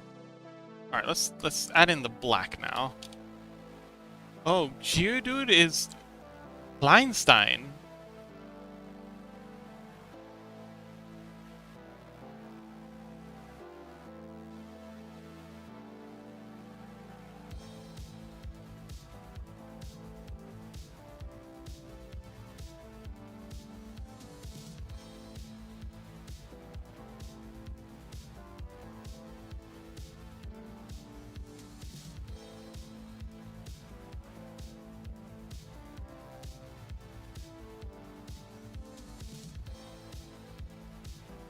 Welcome back, Burley. How are you doing, buddy?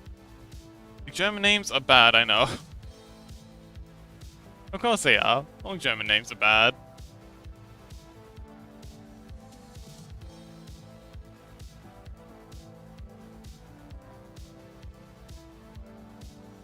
Sorry, that was mean.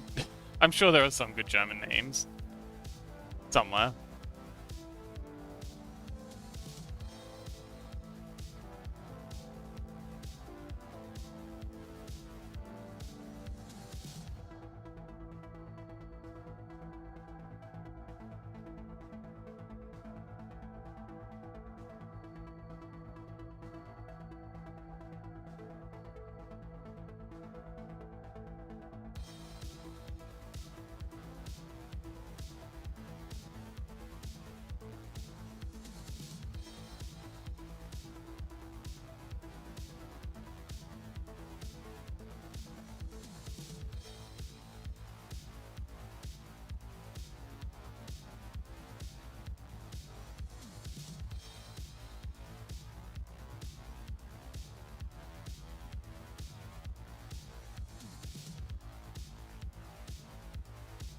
do like the idea of these thunderbirds being kind of like a prairie creature. They kind of like hop along the ground and then, you know, in order to catch prey.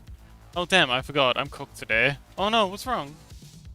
They maybe they can use their like lightning ability to catch prey. Oh, oh, oh! Maybe they're like electric eels. Maybe they have oops. Maybe they have some sort of like electricity producing organ, maybe in their feet or in their wings, or something. Maybe they build up static electricity in their wings, and they discharge them through their claws. They'll kind of like flapping about, building up static electricity, and they dive in, and then when they latch onto the creature, they discharge all the electricity through their legs into whatever they've latched on and stun it. And then they can eat it alive. Oh, that'd be so cool.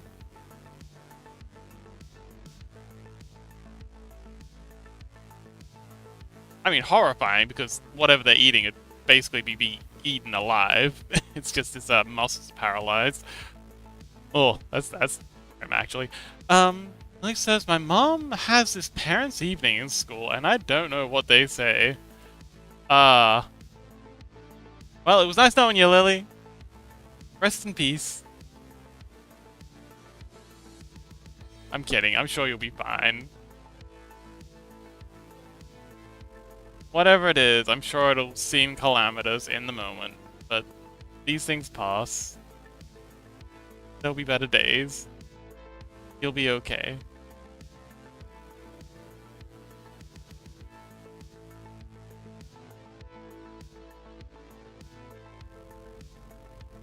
Yami says, how about a creature that was once majestic and a symbol of hope, but humanity found a way to exploit it, so they are domesticated into a sad thing. Oh, that is cool. Well, I was thinking, we do need a replacement for chickens and livestock. That would be very cool. Oh, and we can replace the Thunder Horse is, from what I've read, a very large rhinoceros kind of creature. We could domesticate those and make them into like the cattle replacement. Thunderbirds would be excellent as chickens. Sad, you know, domesticated chicken-like creatures, or turkeys. Yeah, they could be like domesticated and herded like turkeys, but then you could still have wild ones out and about. It would be excellent for the first introduction of a Thunderbird be like a domesticated, sad creature. But then later on they find one out in the wild and it's just enormous and incredibly dangerous and very proud. Yami says, I don't know why they're called Thunderbirds, but I heard they used to be more than poultry. And that would, like, go very well with the themes of industrialization that I would like to explore a bit in this.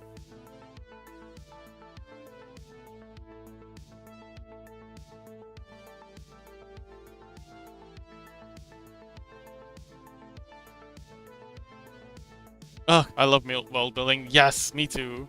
I'm so glad I'm finally getting a chance to get this out of my head too. Like, I've been cooking on this this world for a long time, thinking about how cool it would be, and how I'm finally making it happen. So glad y'all are here too, to share this. Gonna be great.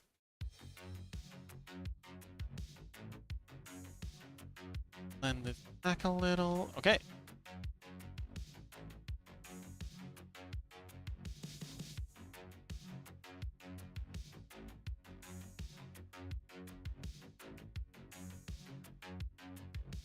And yeah, we haven't even gotten into like the human stuff, like the like the weapons and the technology of this world. That's gonna be a good time.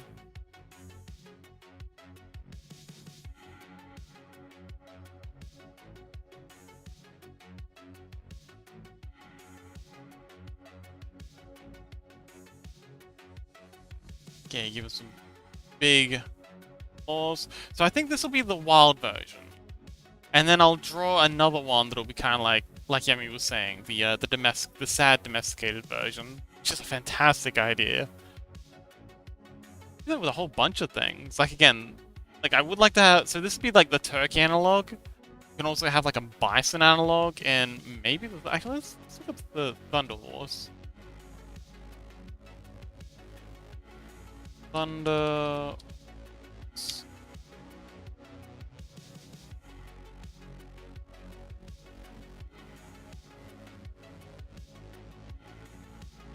Let's see.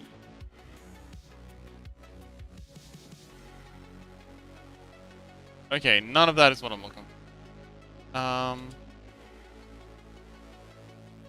Cryptid?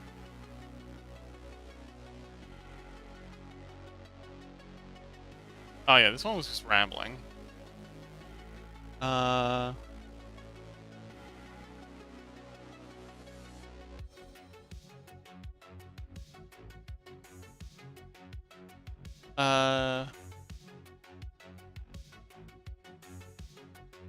Creature that appeared during thunderstorms, high in the clouds, above the plains. It hunted very old bison, chasing them down, trampling them, and taking them to the other side.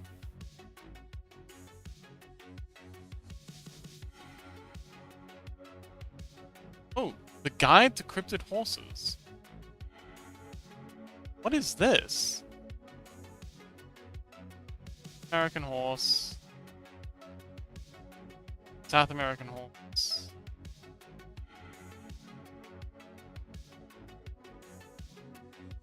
Chupacabra is kind of a horse-like creature. What if the horses are like chupacabras?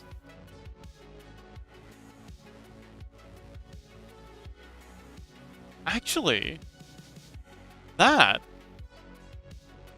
already does look a bit like this. Okay. We're renamed the horse hunts to chupacabras.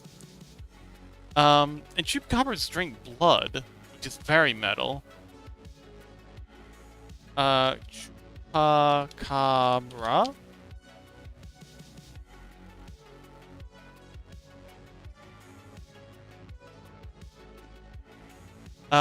Goat sucker. Legendary creature or cryptid. So yeah, having these things domesticated and used as mounts, you have to feed it goats, I think. Oh no. Don't worry, Yami. We'll keep you safe. Name, history.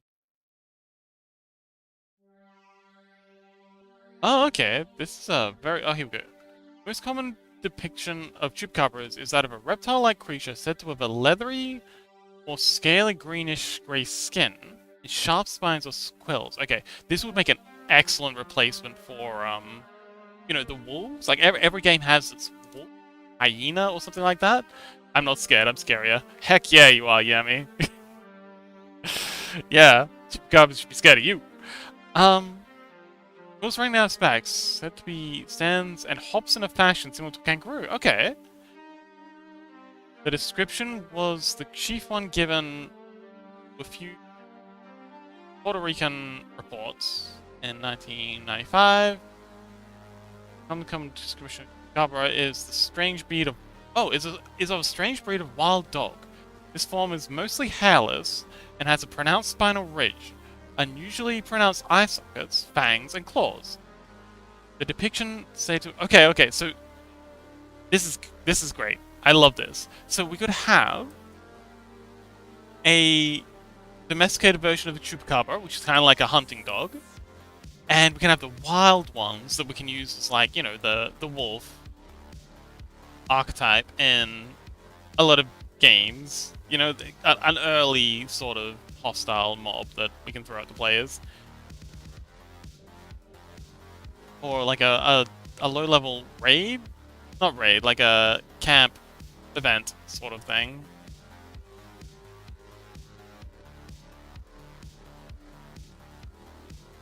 Yes, they'd make an excellent replacement for dogs. Or hunting dogs, hounds. If they've been domesticated and shrunken down a bit.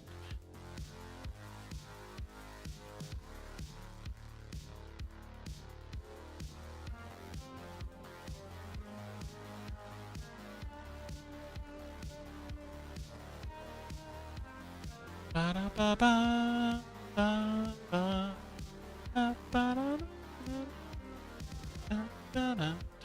yes, definitely doing the chupacabra next. Afterwards on the domestic. So yeah, doing a domesticated version. Could jackalopes be domesticated? I mean, there was that thing about jackalope milk.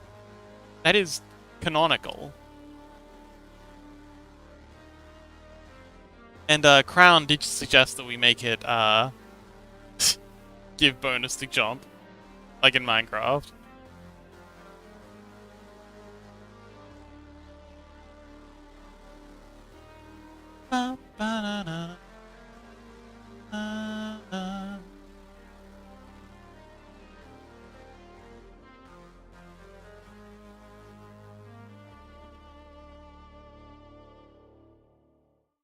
Lily says, I work now because I do my homework, so have fun and I'll see you later. Thank you so much, Lily, and good luck with the homeworks.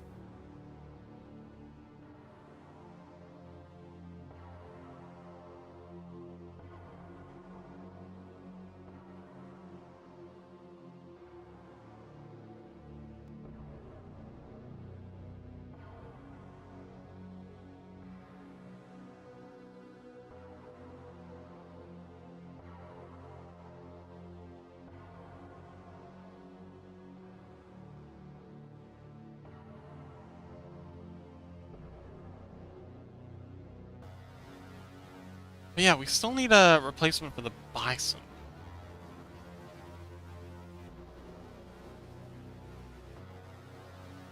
Or bison/cattle.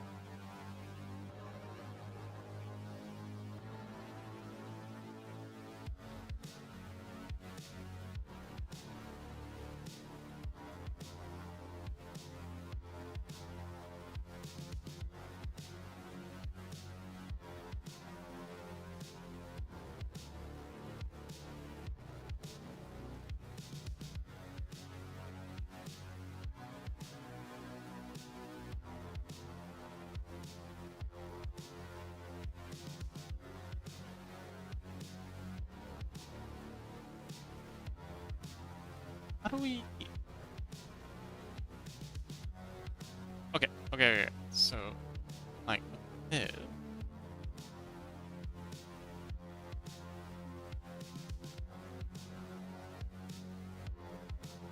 Okay, this works. Yeah, happy with that. That looks cool.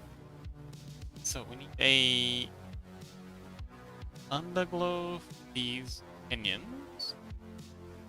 And I really did a rough job of sketching these. Something like this.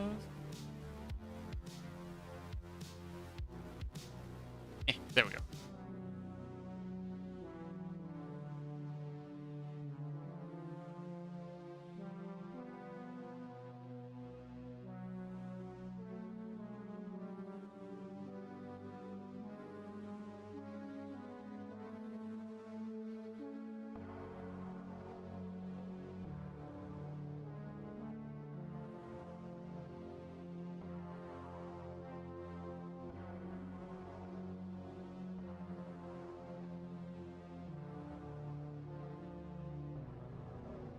Oh, let's do the highlights on these crown feathers. Run.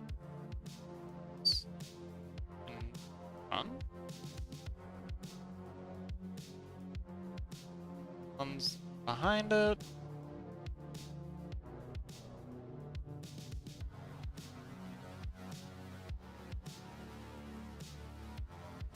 Back. So.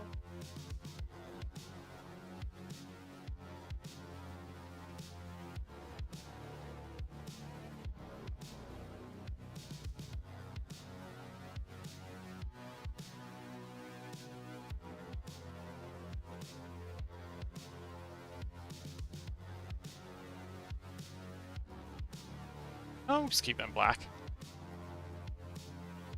Top. Yeah. Black on top is good.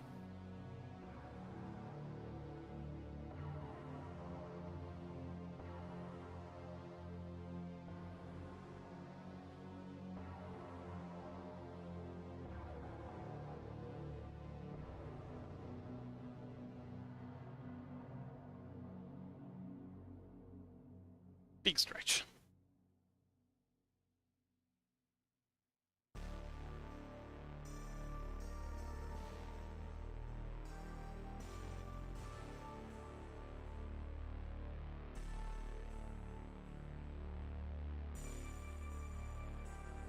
Okay. Just fill the shading on this one. There's gonna be a lot of black in this thing. Might come back and find some places to add some highlights around there.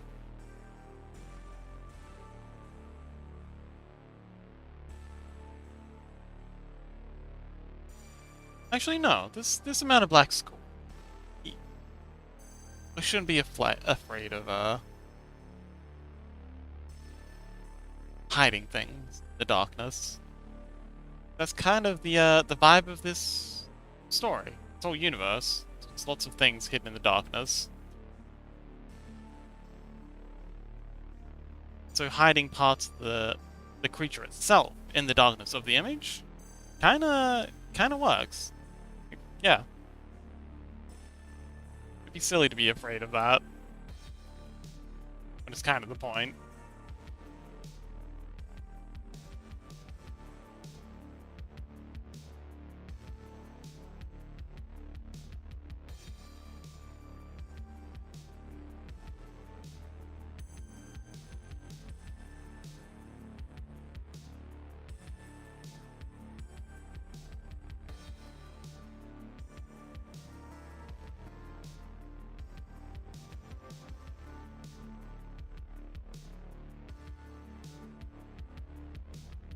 Nice. Okay, cool. This here.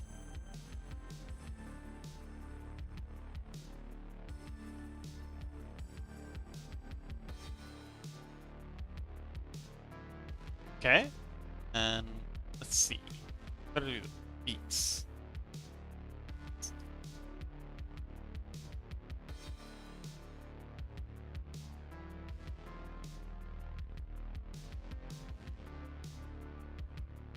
Oh, okay, so we're about to have our server reset. When that happens, I'm gonna disappear and go for a bathroom break. But, just remember, don't be afraid. You just gotta hit F5 if the stream doesn't come back by itself, which it should do. But yeah. I will see you in just a minute. Zoom! So, bring up a... Be right back.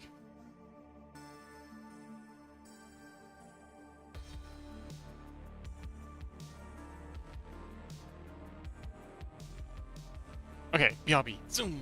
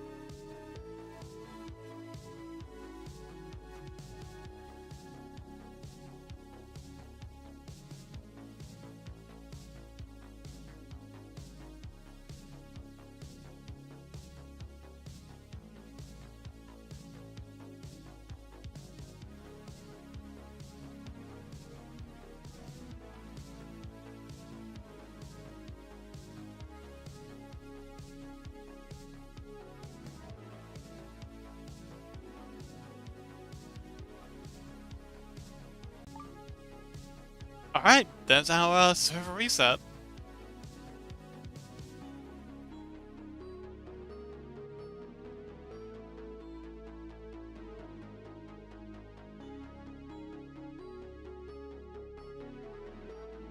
Server spell reset. Reset.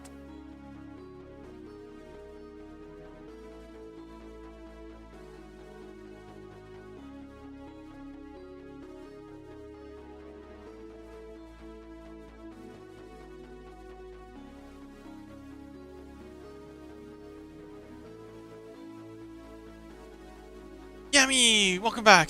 That's such a cute emote.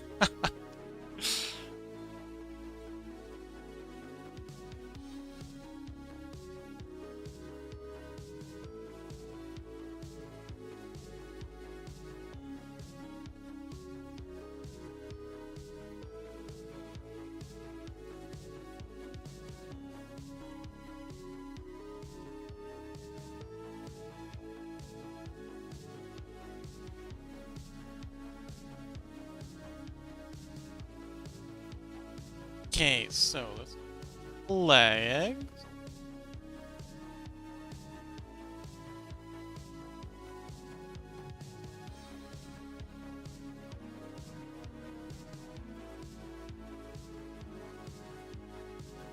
These are...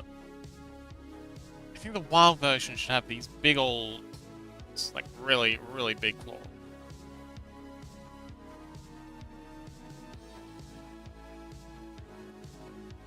Because birds of prey very often do have quite hefty talons.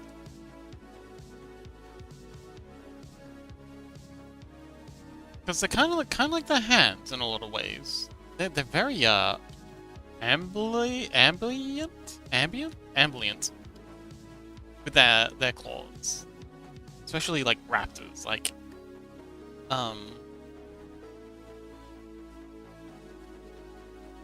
magpies and crows and ravens. They have extremely effective beats. Actually, maybe these make for a better analogy to ravens, like super clever. But then they could still be domesticated into turkey. Could have it both ways.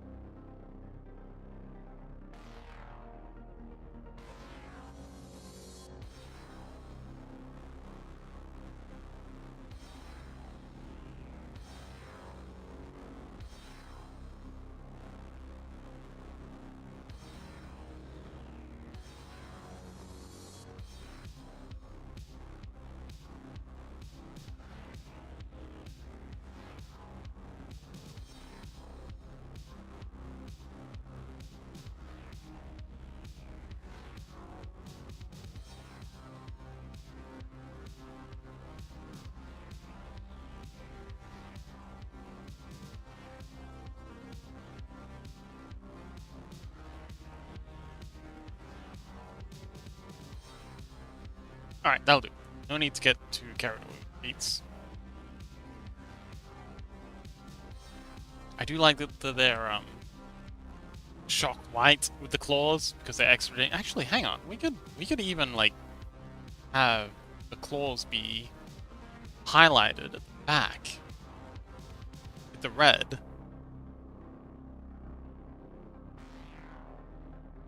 Just to make it extra obvious that they're super sharp.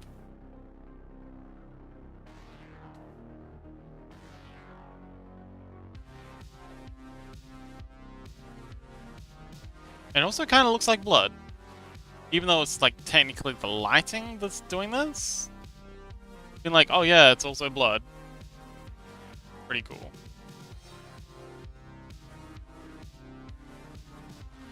Yeah, that's pretty rad. Anyway, lighting for the feet. Gonna be like this. And same on this side, like so.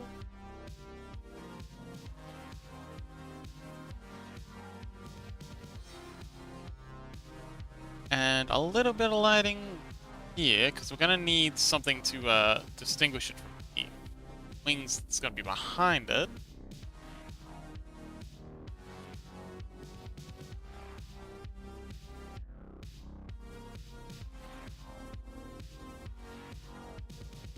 And then let's go ahead and probably want to do the highlights first. So yeah, let's do this and this. This. And now we go in and paint in the black, and then that I think will do for the chicken. Sorry, Thunderbird. Sorry, Thunderbird. Please don't be mad.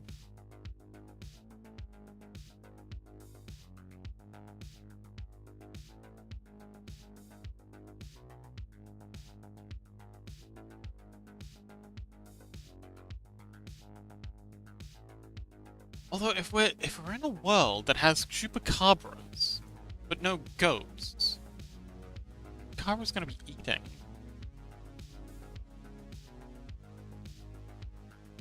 Maybe they just drink the blood of anything, and they just happen to be goats around in our world. I do like the idea of the dog. So in Silent Hill 4, they have, like in every Silent Hill game, they have some sort of dog-wolf analog.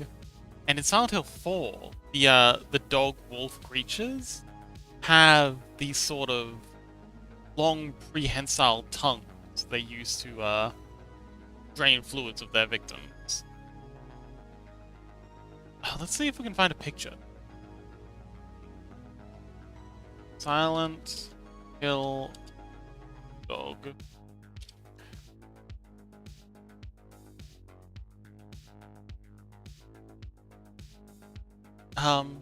Lily, welcome back! The Groner? Yeah. Wormhead, ugh. Ah, here you go. Silent Hill 4, the Sniffer Dog. This would make for a pretty dang good Chupacabra. Something like this. They're like prehensile tongues. But again, they used... Oh, there's a female variant? Didn't know there was male and female variants.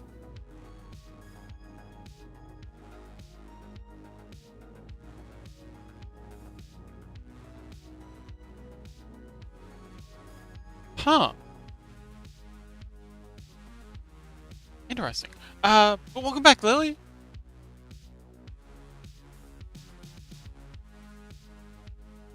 But yeah, it'd be cool to give the Chupacabras prehensile tongues, because I think, if I remember correctly, Chupacabras drink the blood of goats.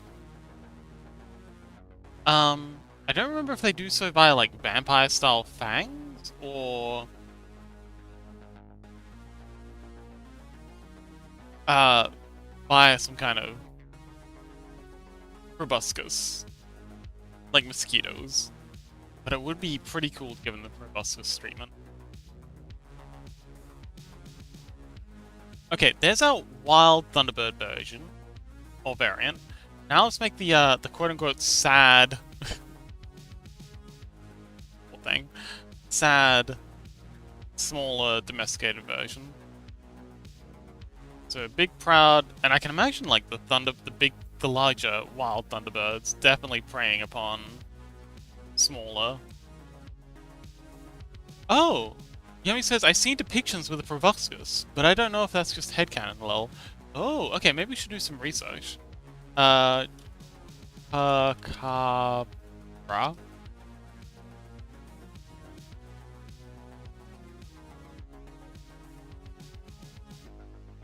Let's do a Control F and drink. So to attack and drink the blood of livestock and goats. Okay. Wikipedia page doesn't have much information, but let's try Britannica?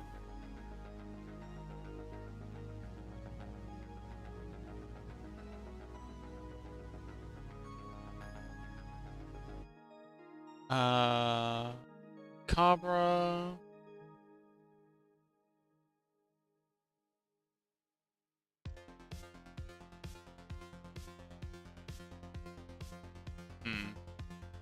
Okay, let's see if we can find some kind of like crypt wiki. Cryptid. Ah, here we go, cryptid wiki. That's exactly what we're looking for.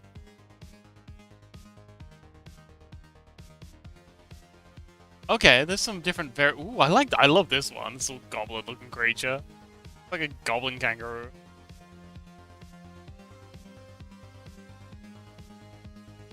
Reptilian.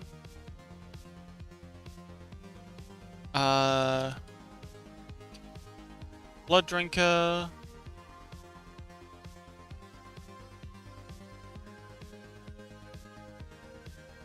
Just the mysterious markings left by the blood-drinking chupacabra. What are the markings? Marking.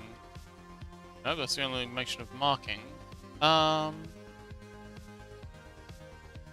Blood? Mainly. Oh! It supposedly eats or mainly sucks the blood of chickens, ghosts, and other animals.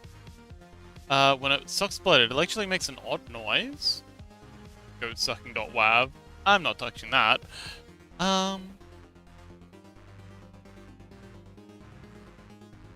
HT were discovered, each completely drained of blood. So it's got fangs in this one.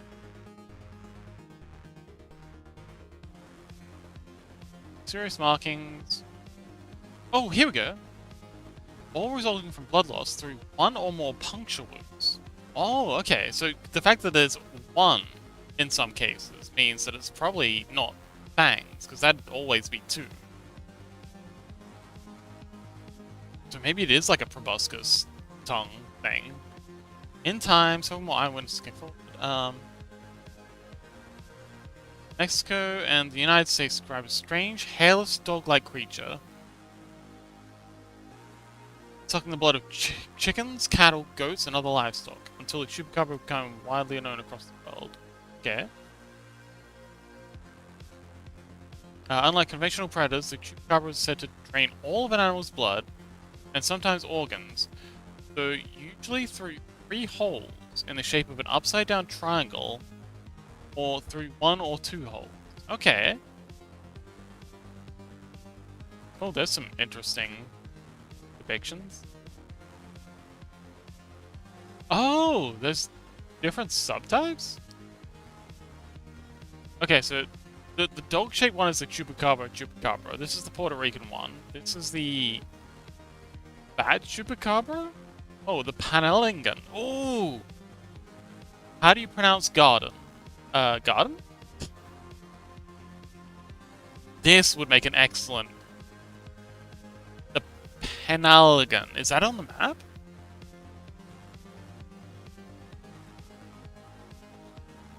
It's not. Okay, cool. Penalgan is definitely something I want to have. Oh, that's cool. Mexico even spotted in Russia. And chupacabra has... Oh! Okay, so this is like a subspecies of chupacabra. Chupacabra-like creature. Oh, okay, so this isn't... Okay, so this is an import, Southeast Asian.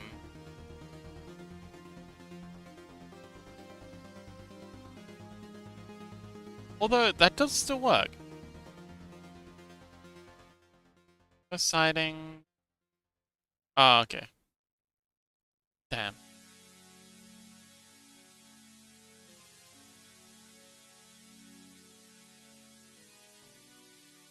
Herb? The... Sir?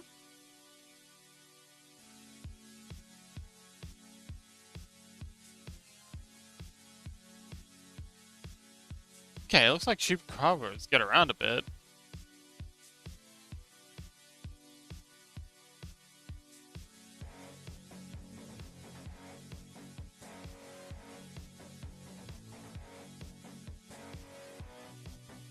Okay, seems like Chupacabras get around a bit. Alright, so sad version of, or sad domesticated version of the Thunderbird. Let's go. Let's give this a crack. So we probably want to keep the same head shape because that's not going to change.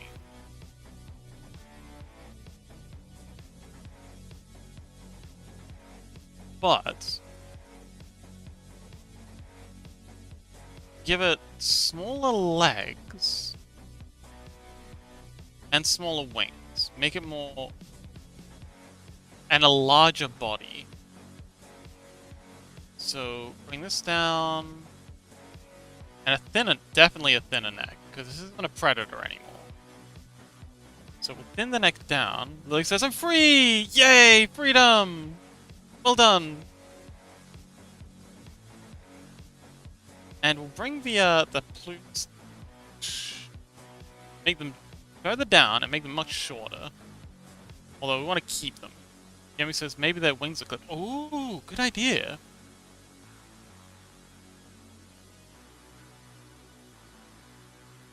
Instead of having those sharp angled eyes, we'll give them round eyes. So, thinner neck.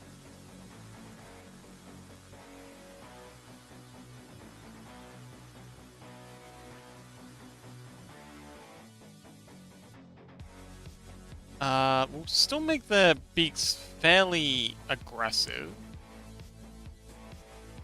But again, trying to make them look more turkey-like here. Yemi says, this is so sad, but it probably fits the setting. Indeed, it is tragic, and it absolutely fits the setting.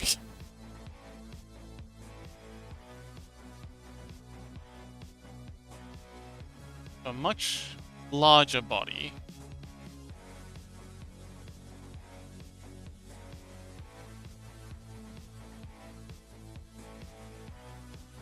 And clipped wings. Lower here.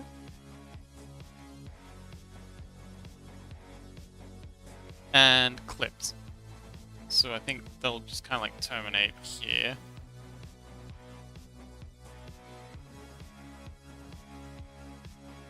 So they'll be much, much shorter.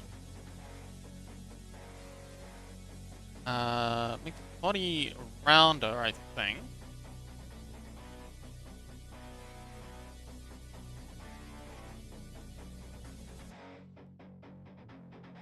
And we'll keep the larger tail, because I think that gives off turkey vibes.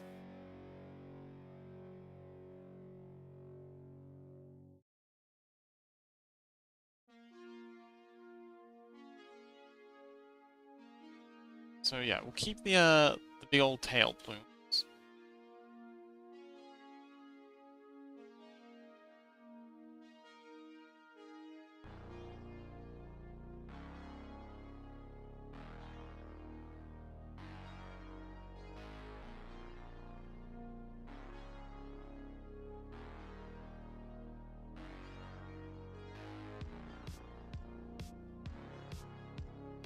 He says, never mind, I'm gone again. I still need to do 3 papers full of homework. Oh my goodness. Good luck, Lily.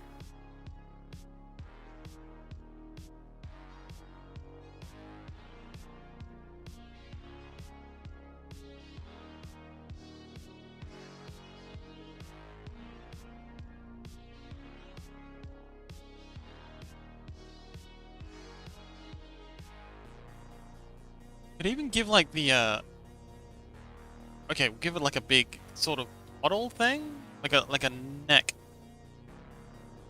flap thing. Sort of like this. That looks very sad.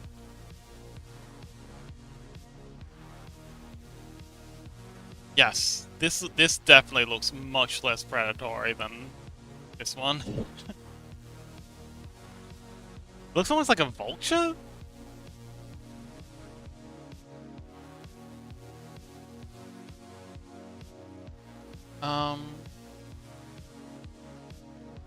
Let's see. And we'll make the legs smaller too. Actually, no, we'll keep the legs the same, roughly the same size, but we'll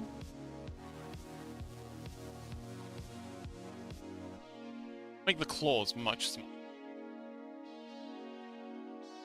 Actually, no. Like, I think making the legs smaller would actually be the play. It's cute. I want one. It is kind of cute. It would definitely make for a better pet than the wild Thunderbird.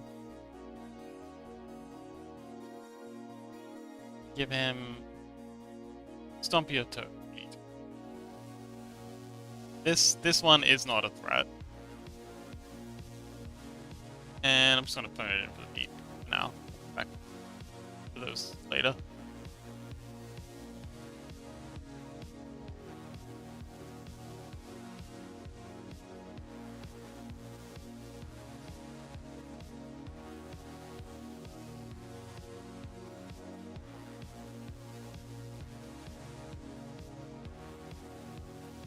And feet are hard, even if it is just a bird's feet.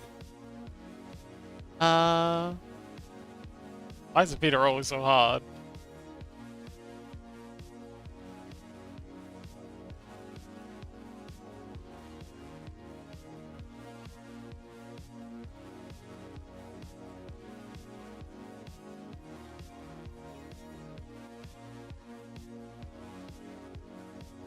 Alright, let's round it a little more.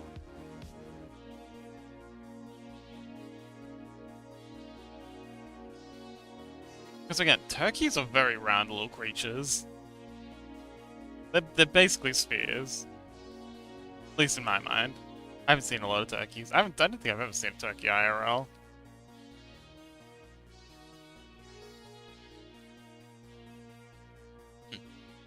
Kind of also gives kiwi vibes.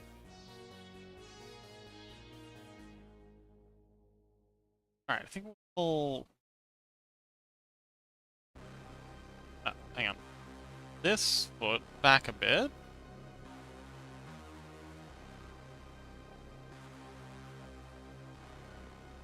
So it's got more balance. And yeah, I can see this little fella kind of like clucking around a farmhouse. Just picking at things. Being a burb. Bring this wing down.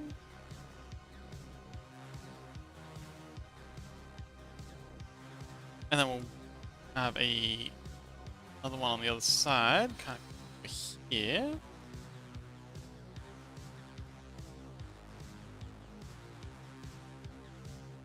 And there we go, that's our domesticated version. Give him some scruff at the back as well.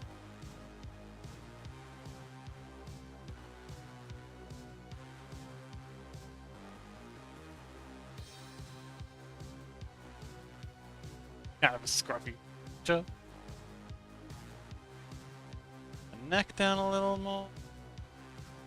Okay, cool. There's our outline for domesticated Thunderbird.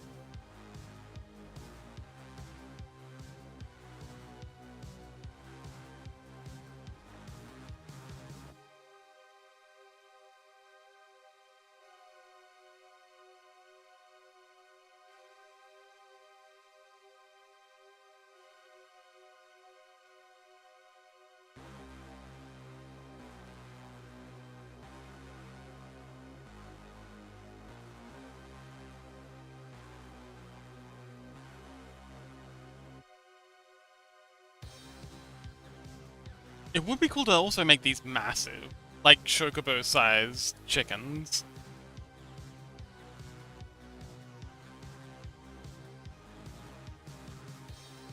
And of course, the egg. Oh, I don't know if you've ever seen emu eggs. Hey, let me show you.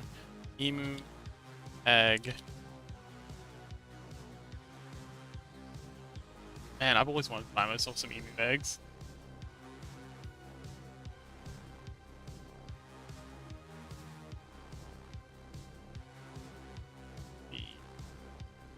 Emu egg cook.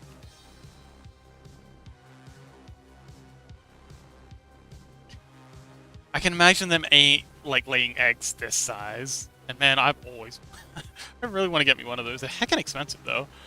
But it'd be so cool to make a giant chicken omelet.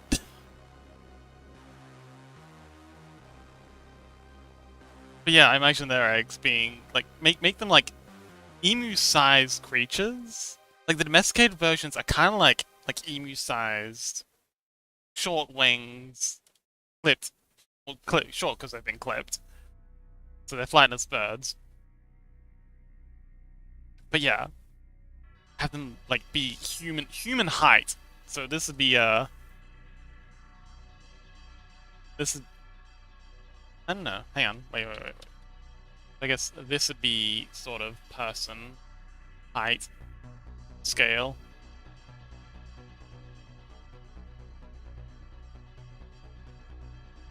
Oh! Oh, these would actually make excellent replacements for cattle. Like, you could have, like, people on horses, kind of like corralling these, giant thunderbirds, because there's emu farms here in Australia. That'd be pretty cool, and it'd be very surreal, watching people, like, herding these giant chicken-like creatures.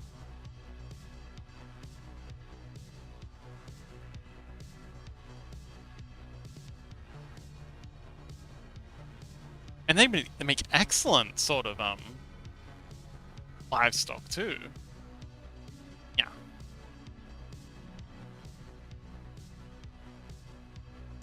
I like how this back wing's looking. Let's quickly tuck this up.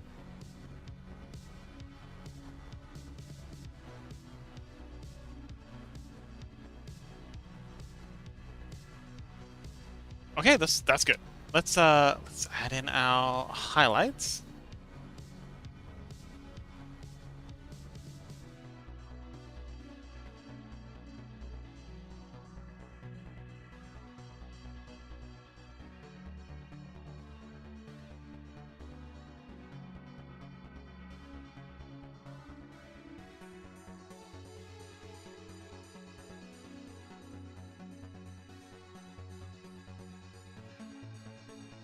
Early shout out.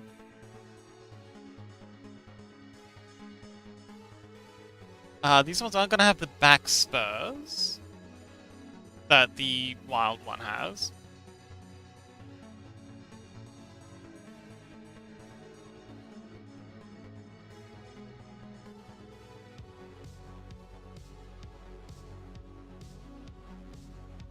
Actually, does it say anywhere how big the Thunderbird is? Thunderbird.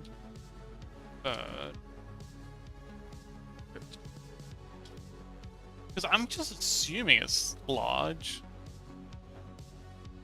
Oh, here we go. Ranging from 14 to 70 feet. What's feet in not American? Feet to meters? Wow, 14 to 70 feet. Jeez. So 14 being on the low end is 4 meter. Oh, a 4 meter wingspan. That's pretty dang long.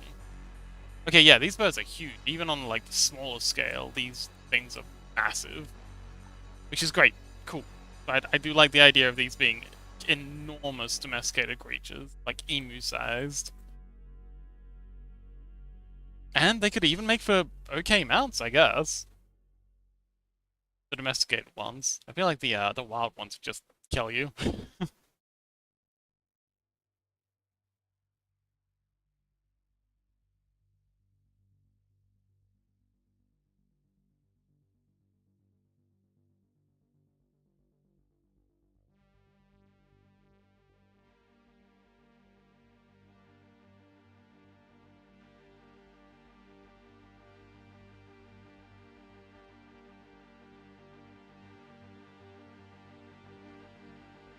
Yemi says, maybe the domesticated ones don't even get that big because of their poor quality of life. Ooh, good idea. Although I would like them to be like, so we could make the wild ones be absolutely enormous. Like it said, what was it, 14 to 70 feet, which is insane. Like 70 feet, that's Titanic. So yeah, we could make the 14-foot ones just be the domesticated ones, and the 70-foot wingspan ones can be like, you know, the apex wild ones. Kind of, oh, maybe it's kind of like in Game of Thrones, how the dragons when they're caged up, don't grow nearly as big. Lily says, "Now I'm back with only math to do, so I can stay. Yay! What did you miss? Oh, we've been cooking on our well building. Yemi's been doing the most with with helping me out with ideas. We've decided that the Thunderbirds. So there's going to be the wild Thunderbirds, which are these fellas, and they're just enormous, 70-foot wingspan, which is just ridiculous. Like, this is dragon-sized creatures. But there's also the 14-foot wingspan ones, which are the domesticated ones, and they don't grow quite as large because bad quality of life. They just, yeah, they're very sad creatures. And they've had their wings clipped, and they're kind of like, you know, they're very differently formed. Well, not differently formed. They're the same creature. It's just because of how they've been raised. You know, clipped wings, kept in cramped spaces. They just, yeah. And they've kind of adapted to become these sort of weak, docile, servile creatures. And yeah, this is the domesticated one. But they're still quite large. They're still like the size of an emu or an ostrich, if you've ever seen one of those. And I do love the idea of them laying these enormous eggs that people can make a super-sized omelets out of. They can make an omelet out of just one of these eggs. And yeah, one Thunderbird. Actually, what's their name? Like their taxonomical name? Thunderbird.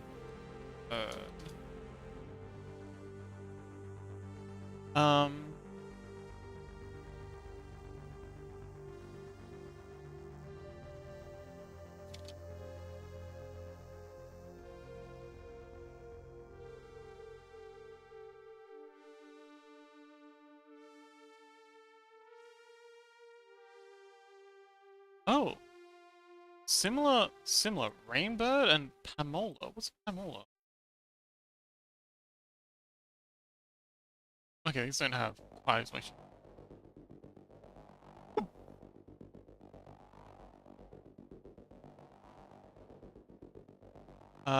Okay. Thunderbird. Cryptid? Here we go, Cryptid Wiki.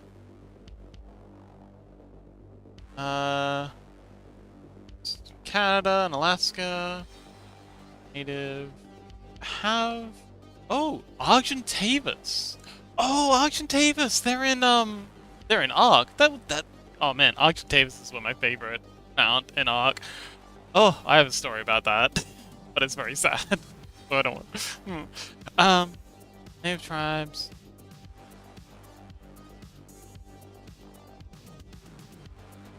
Argies. Oh my god, I didn't know that either. Oh, are you also an Argentavis fan?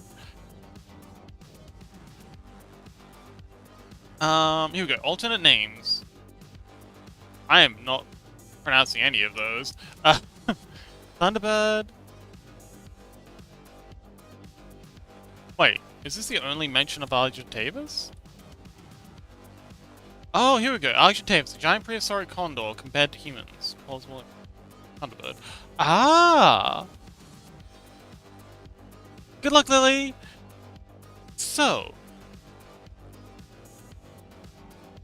we could call them Argentavis, and then have, like, the colloquial name be Thunderbird. Okay. I got an idea. So, these things are referred to as Thunderbirds.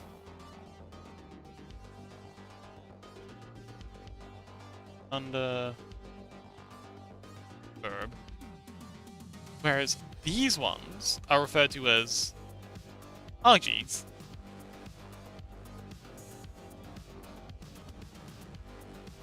It's the same creature, they just call them different because, you know, for a regular farmer, if one of these swoops down on them, even if you've spent your whole life raising these, you're not going to see them as the same creature.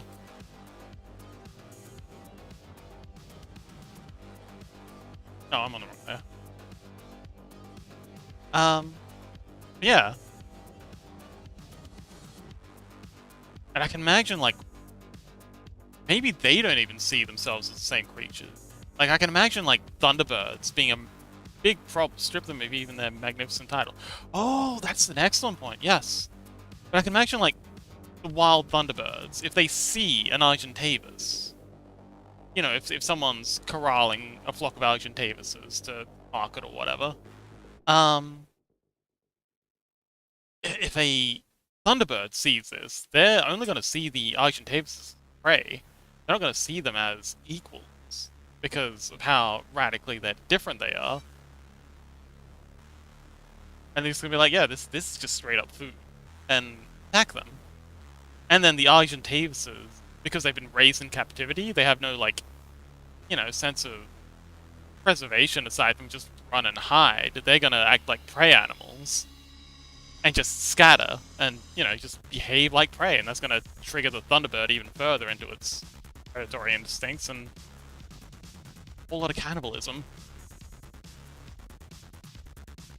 And that'd even further enforce the distinction to the settlers that these are two separate creatures. Strip them of their title, strip them of their history, strip them of their identity, just turn them into livestock.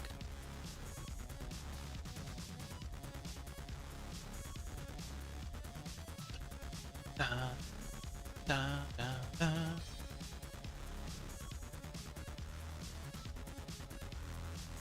It's a very tragic tale.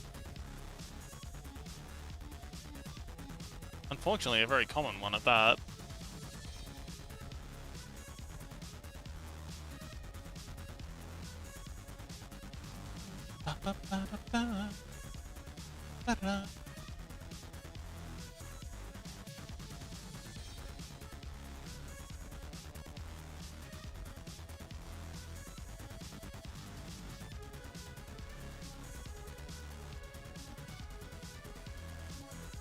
Oh, I do remember reading... So, I don't know if you've heard of the domesticated fox experiment?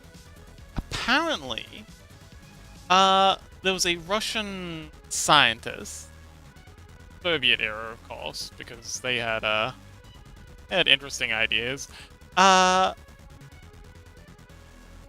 decided that they were going to try, as like an experiment, to see, like, I guess it's kind of like reverse anthropology, to see if they could domesticate a fox.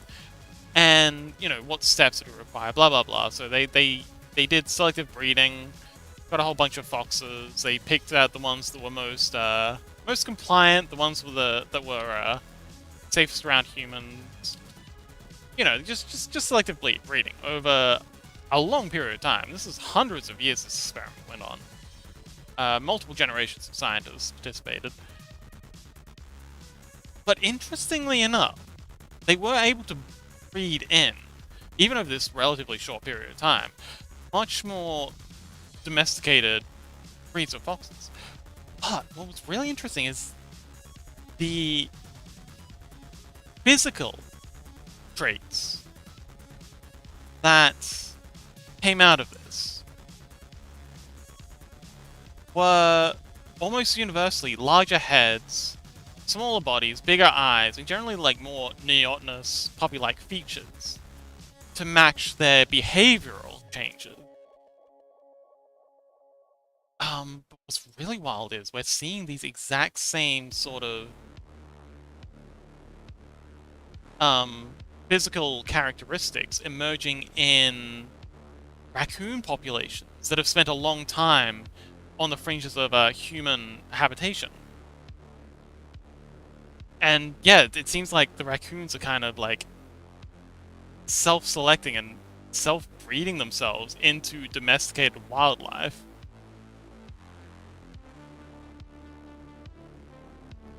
And yeah, maybe that's how we got cats.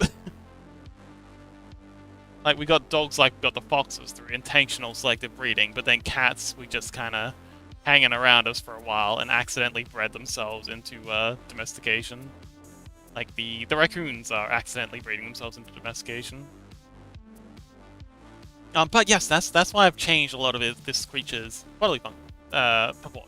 Like, it's got a smaller body, larger head relative to its body, smaller wings, smaller legs, and around a body. Because I can imagine, like, after, like, similar to the fox thing, this is, like, a good couple of centuries of domestication at this point. Like, this is the end of the Civil War. And in this universe, the Civil War went on for, like, decades. I think it went on for, like, 4 or 5 years in IRL history. But in this case, it was a much more protracted affair. So, yeah. Other events happened on a... Well, actually, all the timelines are much more stretched out because the world's a lot more hostile, so I figure it takes a lot longer for historical events to play out than in our world. Because, you know, it takes a lot longer to build a railroad when you're getting hounded by chupacabras the whole way.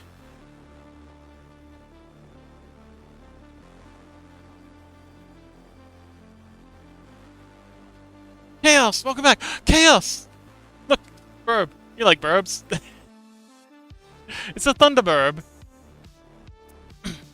And then a domesticated version, which is kind of sad, so maybe don't look at this. Burb! Also, Yemi suggested a playable class of Skinwalker, which is kind of like a doppelganger, a shapeshifter class in this world, in this universe. And I immediately thought of you, because you said you like to play as shapeshifters. So yeah, we'll be adding those to the list of things to do. Sure. So how'd the game go?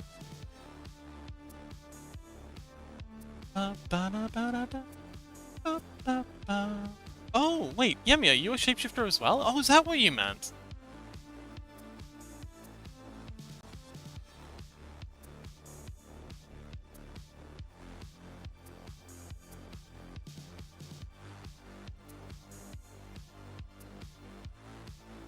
I think I misinterpreted what you said.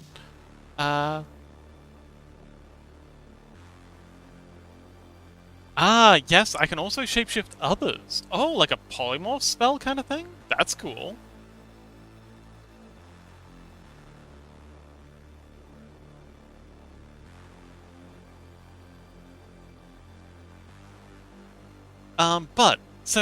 Just to catch you up, Chaos, these are the domesticated versions. They're kind of like giant chickens. Like these are man-sized creatures. Like think like emus or ostriches, like giant birds that lay giant eggs. Chaos says, I convinced my friend to play 1 game of ranked. 2 out of 3 of our teammates were so bad, we still won though. Yay! Oh, but yes, these are the domesticated versions. They're kind of sad, pathetic creatures, and much, much smaller than their wild cousin. They lay big eggs, like omelet. Like you can make an omelet out of just one of these eggs. They're so big. But they're very, very meek creatures. Whereas the wild variants are incredibly predatory. And yeah, Yemi's been very, very helpful in creating this sort of I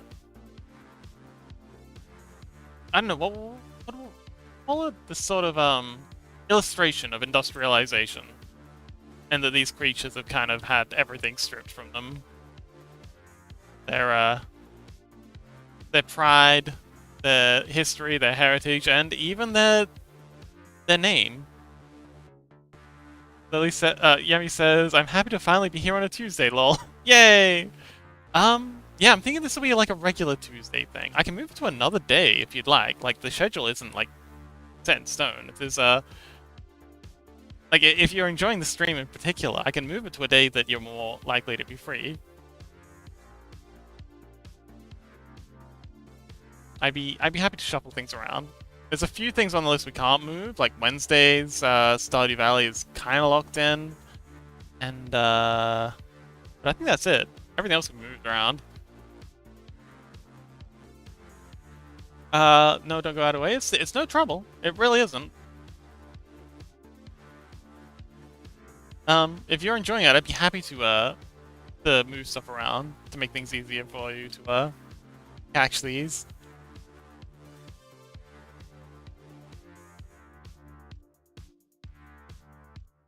Like I said, the only thing that can't be moved is the Stardew Valley, the collab stuff. Everything else is flexible.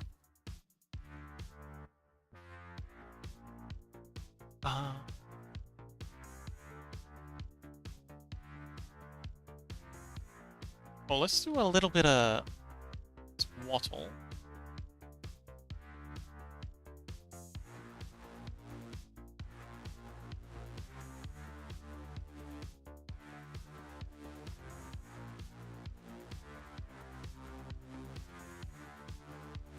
But yeah, these creatures are kind of sad, a little bit pathetic.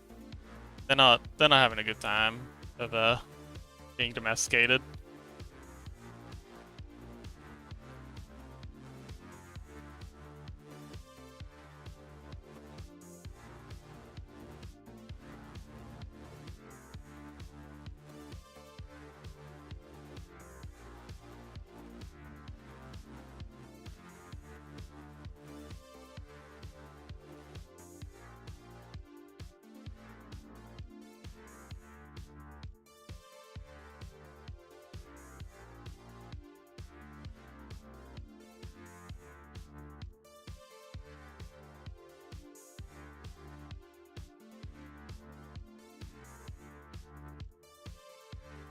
And next, we're going to be doing the Chupacabra. And also, I want to make wild and domesticated version. So it'll be the domesticated version, which is kind of like a hound-like creature, like a war dog, or maybe a tracking animal, herding animal. Would also be cool. But then there's the wild ones, which are going to fill the role of a wolf kind of creature. These getting a lot of RPGs. Just kind of the low-level wild baddie.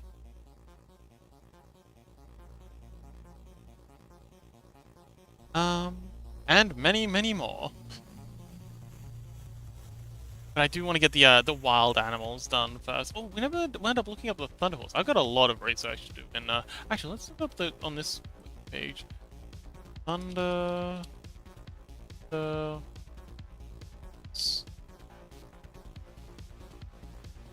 Okay. Actually, maybe it's spaced.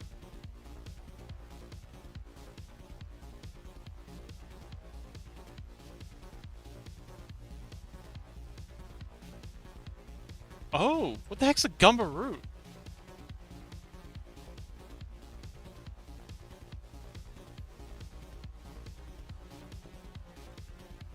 Whoa! Look at that face! Oh, that guy's so... Oh, man. Oh, these would make excellent replacement for, like, pigs, swine, bovine, not bovines, porcines? Gumbaroo. Fearsome critter, told by lumberjacks, blah blah blah blah blah, used to explain sudden forest fires? Said to look like a fat black bear in shape, completely hairless. Oh, so this is very pig. Oh, these make excellent replacement for pigs, except for its prominent eyebrows and bristly hairs on its chin. Instead, it has dark, smooth, extremely tough, coal black leather skin. Oh, they make excellent for like hide. Gumbaroo, like a Gumbaroo leather armor would be pretty good in that case.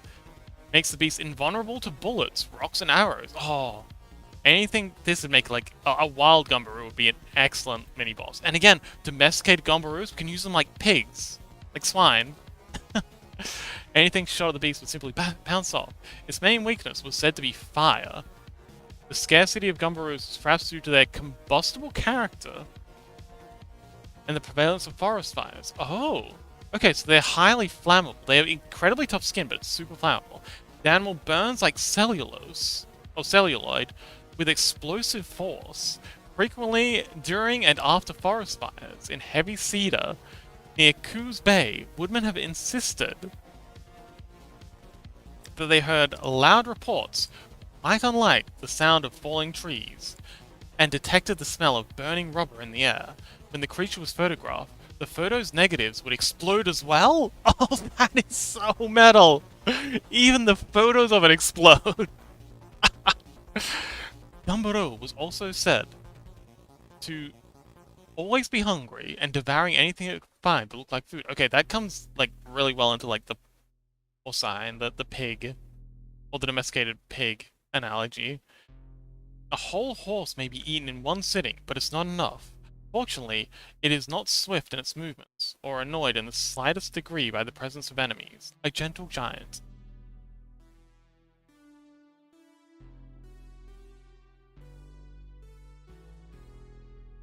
Take photos of it and use it as bombs.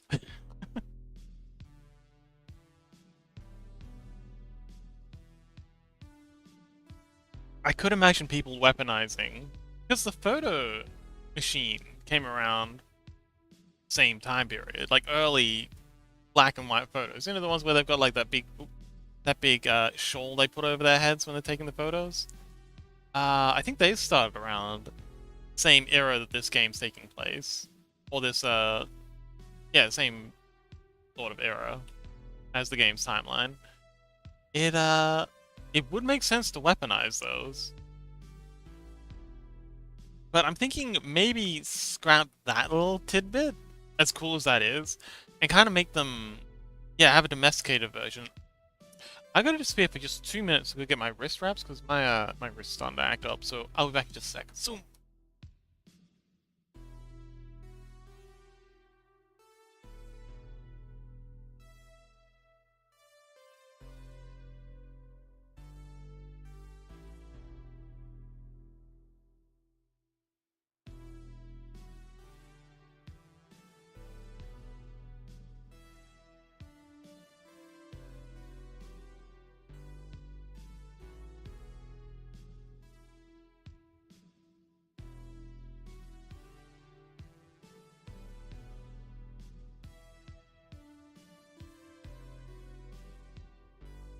Imagine the animal being sent into a horde of enemies and ignited between them to make... Oh, yes! So, there's actually historical evidence of people doing that with pigs. Lighting pigs on fire and, herding them into enemy lines.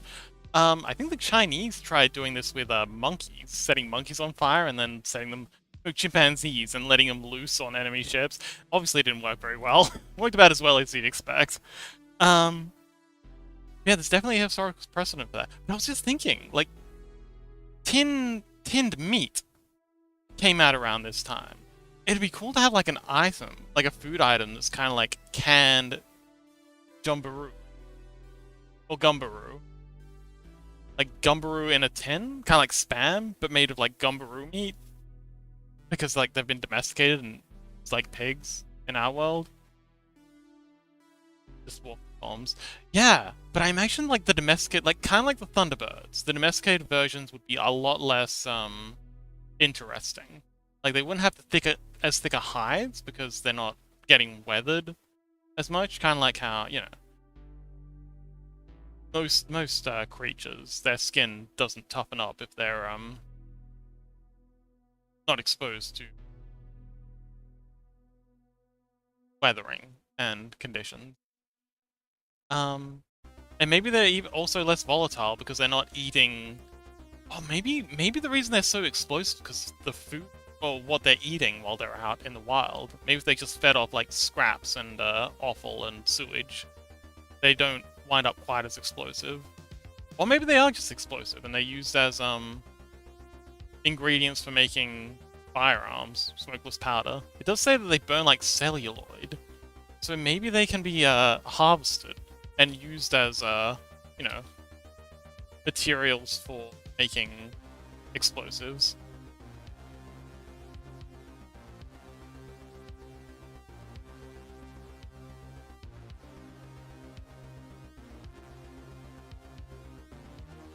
But I really like the idea of Gumbaroo being like they're full of methane gas? Possibly.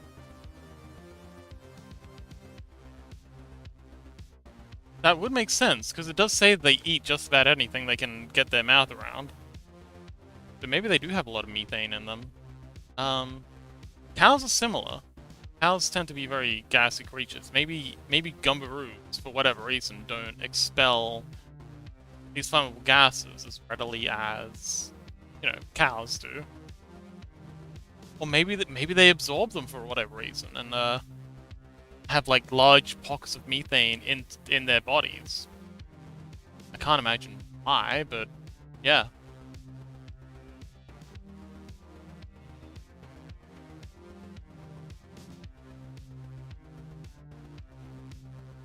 Um, but being able to harvest them for this methane would be pretty practical.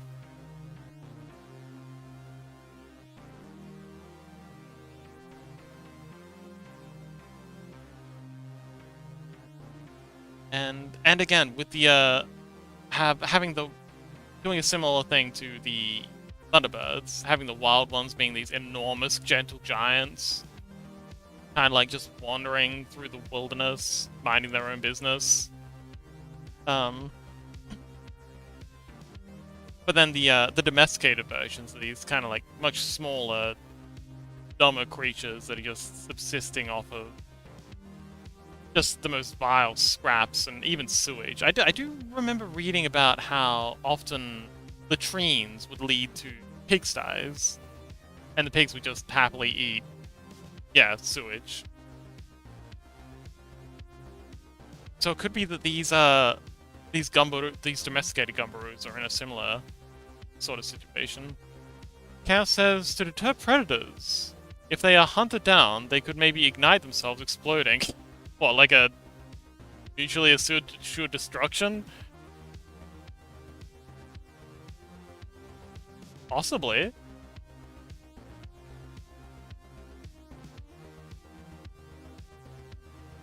The predators just naturally learn to avoid hunting the animal. Yeah.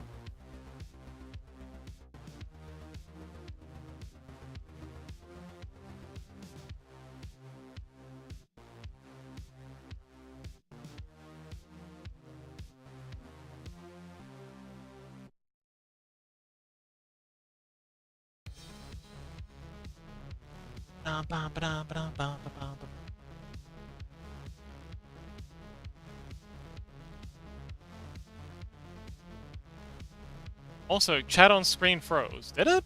That's never happened before. Huh. You're right. Interesting.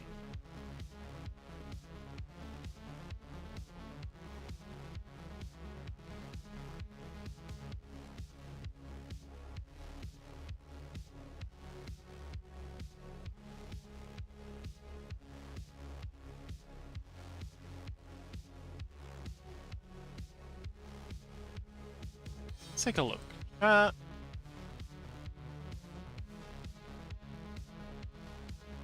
Yow. Oh, okay.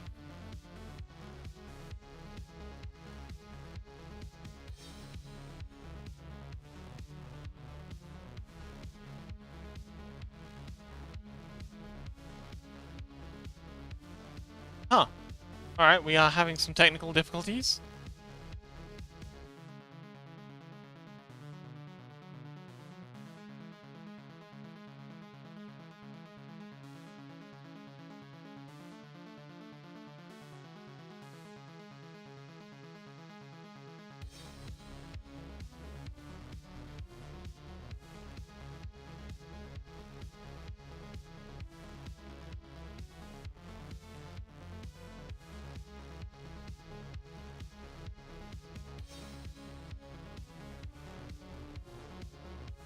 Huh.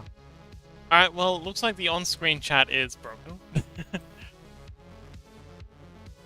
Yeah, no idea why. Restream's just upset for whatever reason. Hopefully it'll just fix itself next time. We'll just hide it for tonight.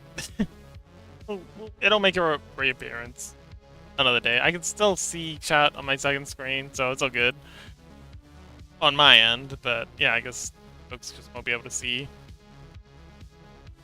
This one's not gonna have the ridiculously savage claws as... Yeah, Yeah, it's not a problem if no one can see it, right? If no one see, no problem. Simples. But yes, not the same levels of shininess in the feet as the Thunderbird. Argent Taves is just gonna have some highlights on the claws, and that's gonna... Oh, hang on, let's go the other way. Also, I love how the wild bird looks like. Yes! It's supposed to be cool, and predatory, and impressive, and majestic. But then the domesticated ones need to be much more subdued, passive looking.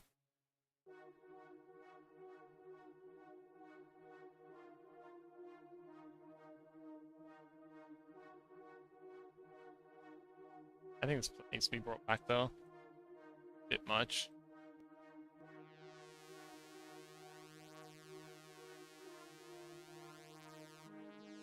Yeah. Oh no, maybe that's fine now. Yeah, it's fine how it is.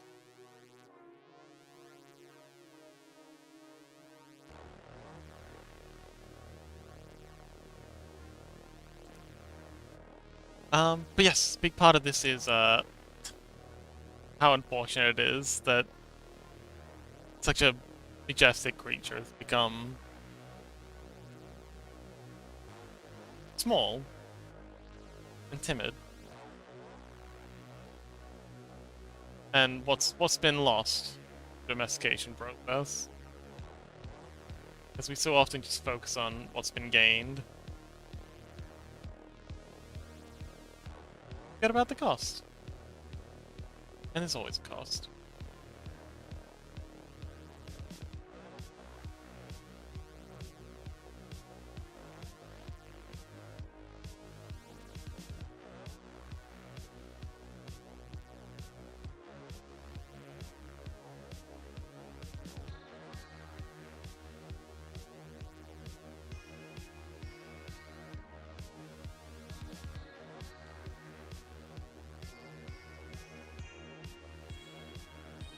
Okay, let's add some more of these highlights. I think a little bit of highlight on the chest here. Bring this one down a little. Oh, we need some red highlights on the back of...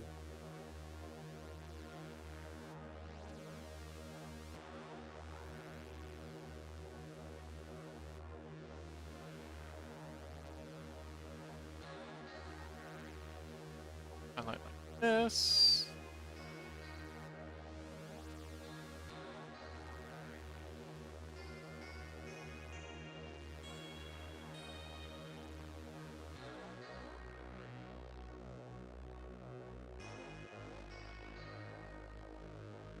Chaos says, you could also give the domesticated ones a damaged beak. People often cut chicken beaks to make them not able to peck each other.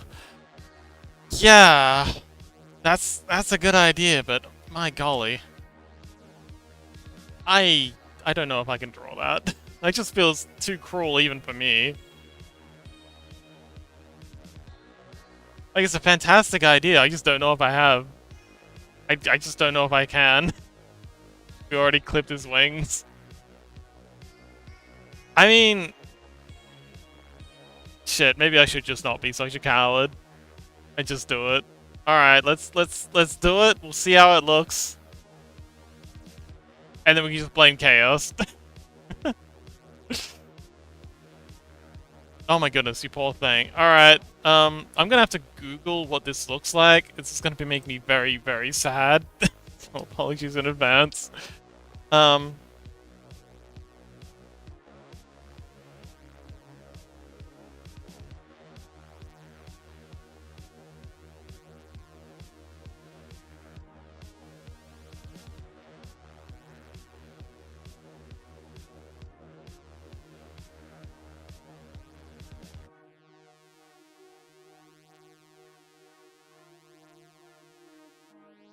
I'm not actually finding any pictures.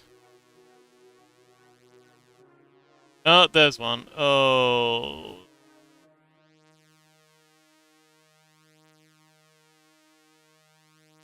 It's not a very good shot though. Oh, that's a good. Also, I'm not going to show any of this on screen. Yemi says, yeah, I don't know. They need their beaks to eat bugs, don't they? Yeah, but these are domesticated creatures. They're just being fed whatever grains that...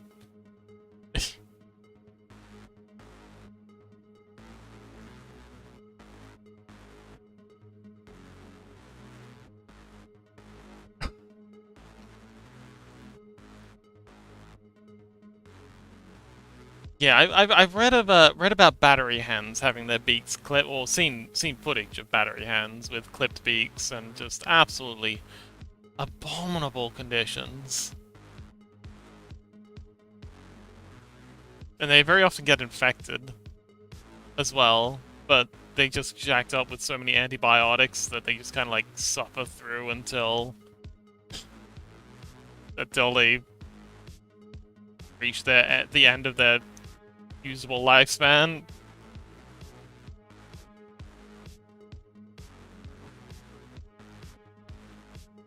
Yeah, I passionately dislike industrialized farming. It's very bad. Anyway, so Yemi said, I'm sad I can never pet a dinosaur, but find solace in the fact that dinosaurs will never know the pain and suffering anyone inflicted on them. Yeah. Yeah. Okay. Go ahead and do this. Then, what ends up happening is...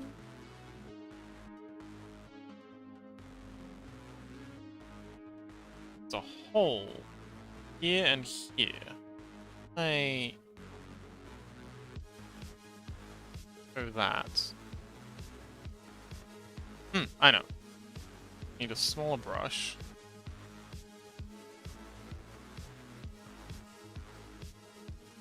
It's like that.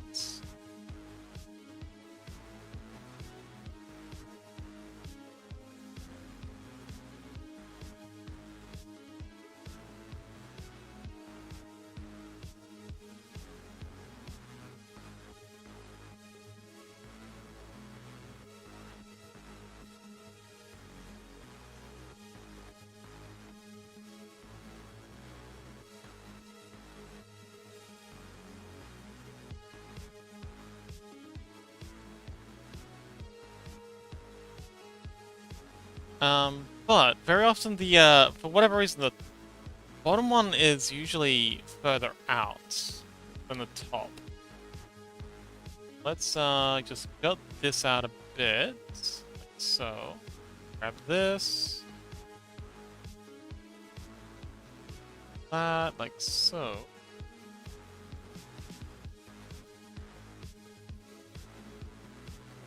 Better to do this in white as well.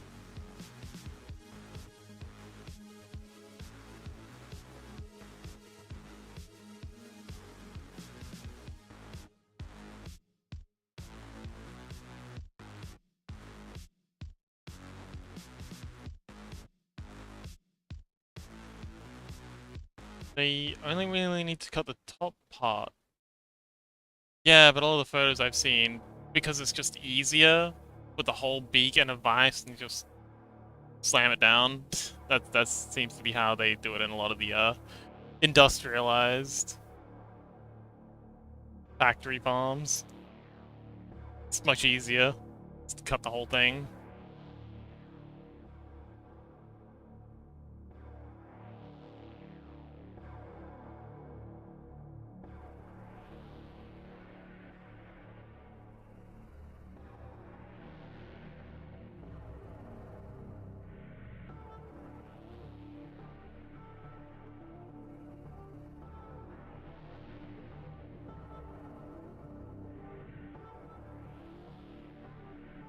Okay, clipped beak. Yeah, it does make it look even less like the Thunderbird. That's good. All right, I think we'll go with the clipped beak. I hate it, but that's a good sign. Let's make the Thunderbird's head plume bigger though. Because again, we're trying to make this one look super proud. and majestic and all that good stuff.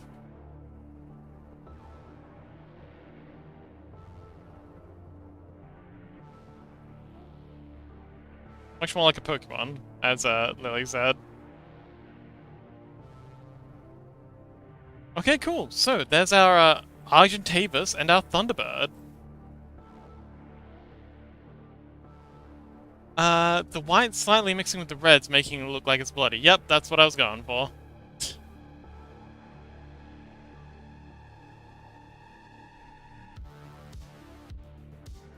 And again, these are large creatures. These are about human height. Like so the Thunderbird can be enormous. So they're human height at least. So they're this size at the very least. Very often they can be even like bigger, like absolutely enormous. Whereas the RGs are all about, they don't get any bigger than human height, so this scale. So I guess it would make sense that they want to clip the beaks, because they'd be very, very dangerous. And yes, it looks bloody because most of the pictures I saw were quite bloody. They bleed a bit. So yeah, it does make sense that they want to clip the beak so they can be less dangerous to their handlers, because otherwise, I can imagine, you know, the Argentavises being very prone to nipping off fingers.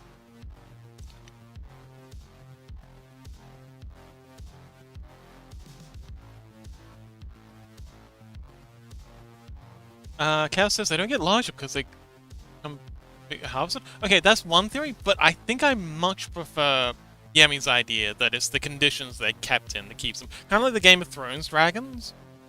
In Game of Thrones, the reason the dragons don't get any bigger is because the Targaryens started keeping them in coops and cages as they settle down. And their growth slows down and eat too much by letting them grow. Yeah, but again, I think keeping them caged, because they're used for their eggs as well. They're egg-laying creatures. But yeah, I much prefer. Oh, it's like the lifespan of whales being much shorter in captivity. Yeah, like the lifespan of most creatures, and I feel like possibly even humans. But yeah. I think it's more like the cramped conditions they're kept in keeps them from growing larger, and also results in their stunted shape.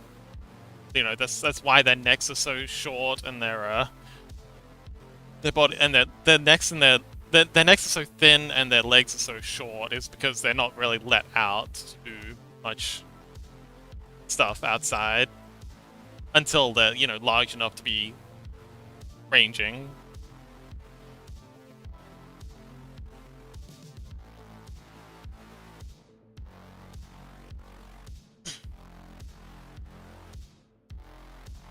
But yeah, what was next? Oh no, we're gonna do the Gumbaroo, which again, Gumbaroo would be an excellent analogy for pigs. So wild Gumbaroos would be these large, bear-sized creatures that kind of like waddle through the forests, just minding their own business, with a bulletproof hide. And then domesticated ones would, again, like the RGs, be much smaller. And basically just pigs. Fed offal, scraps, whatever's not really wanted by the people that maybe, like, even raw sewage is just, like, funneled into their pens and they just lap it up until they get sorted for their hide, which is incredibly tough, although not as tough as wild hide.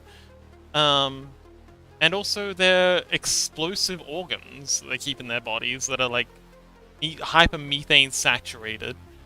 So you can use Gumbaroo organs as explosives. But the meat is also used like pork. So like it's a spam sort of thing. I'm pretty sure spam's pork. We're gonna need to make this canvas a bit bigger. So we're widening it out to, say, 3,000. 3,000 will probably do. There we go. And this is going to be our Gambaru section. Gambaru, Gambaru.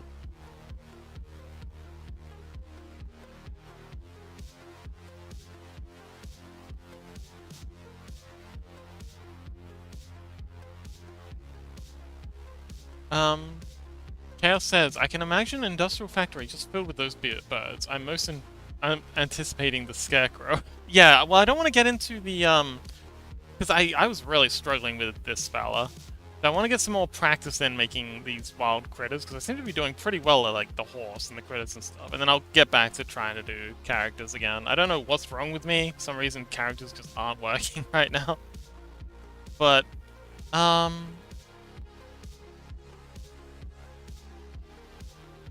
But yeah, I think they'd be raised initially in these small coops until they get too large. And then they'd be kind of like rain, because I really want to go with the, like the cowboy aesthetic. So I think they'd be like, they'd be grown to a certain size indoors, having their wings clipped, and then when they get like emu size, they'd be kind of like herded around like cattle or goats or any sort of thing like that in these periods. So yeah, I don't think these guys are going to be industrially farmed quite the same way as the Gumbarus will be, but they'll still be, you know, clipped and kept and yeah.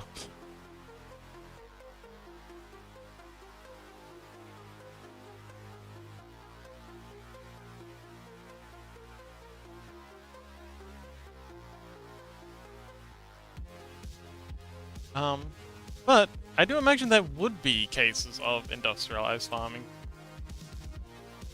Let's add a new. This one's gonna be our Gumbaru.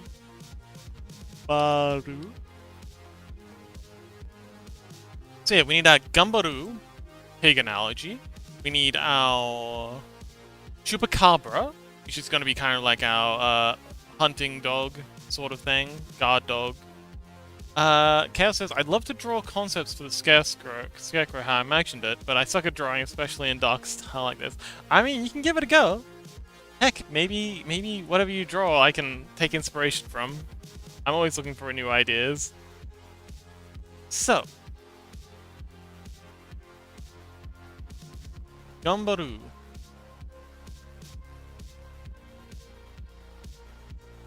Oh, interesting. It's got 5... Chunky. The happy fella.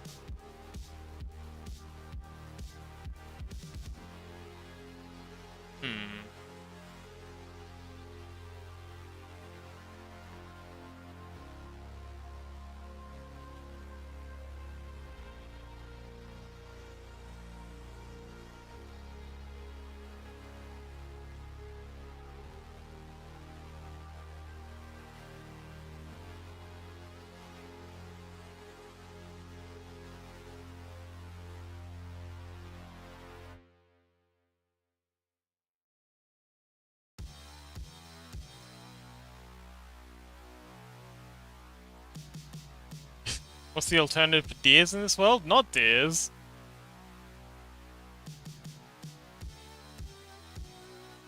Yemi's repeatedly suggested not deers.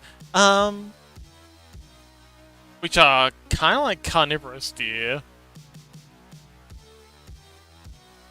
I don't know why they'd be called not deers in this world if deers don't exist.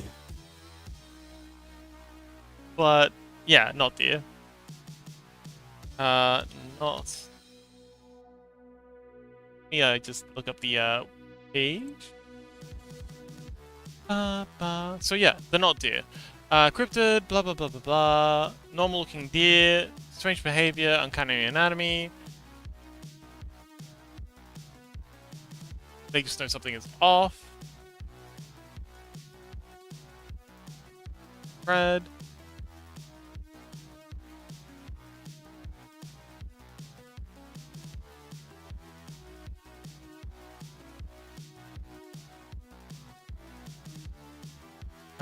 Here we go, behavior. The not deer is notable for their strange undeer-like behavior. clumsily like such as adult deer moving clumsily like newborns, aggressive or bold behavior around humans, self-injurious behavior, and walking on their hind legs. Not deer are usually not afraid of humans, may approach or even attack humans.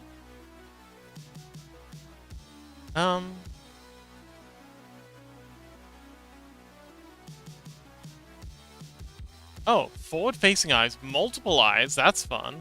Malformed antlers and cow-like heads. I do like the idea of giving them multiple eyes. And it looks like I just imagined the... Oh, there's also the Wendigo? Oh! I'll wait till Jamie gets back before I start cooking on that.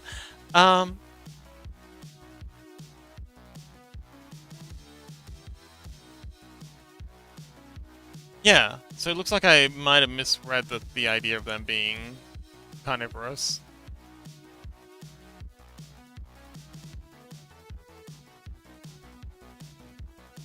Oh, apparently they can hypnotize people? That's cool.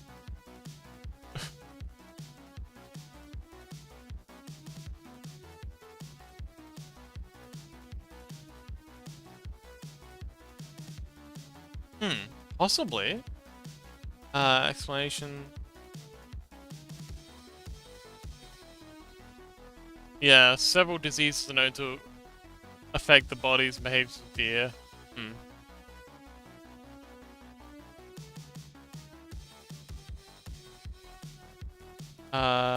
Probably an Adventure Time episode.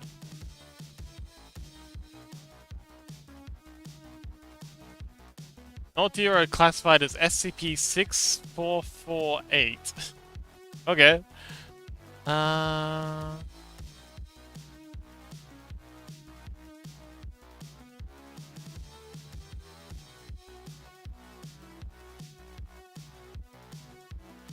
Maybe they are carnivores? I don't see any...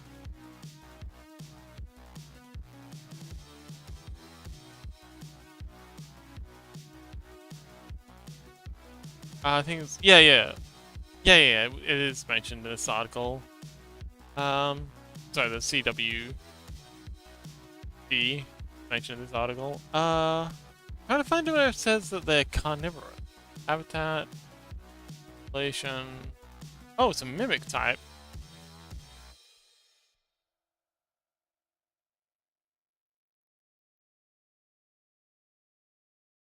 Doesn't say what they eat.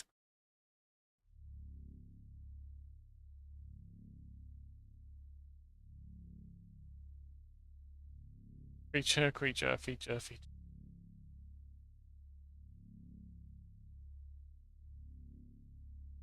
See if there's a... Oh, the articles. Oh, actually, yeah, I'll give this a...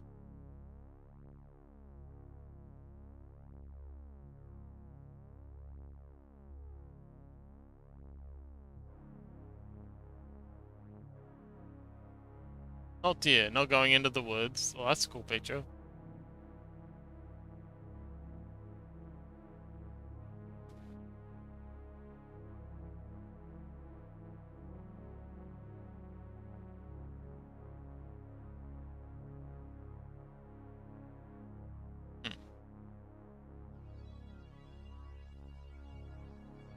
Ah, here we go. What most pictures show, however, is these not deer eating meat.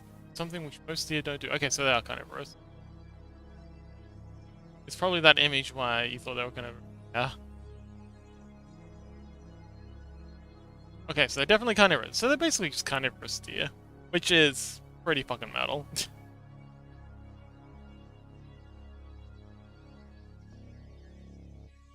Now, I'm just trying to think up a food for our gumbaroo.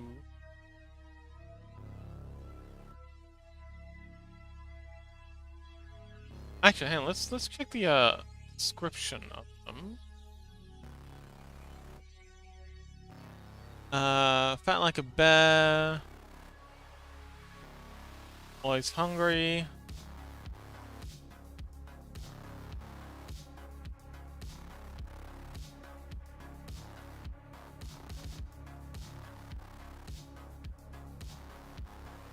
Oh, after being burned, if a human inhales the particles of the beast, organs will get coated with rubber.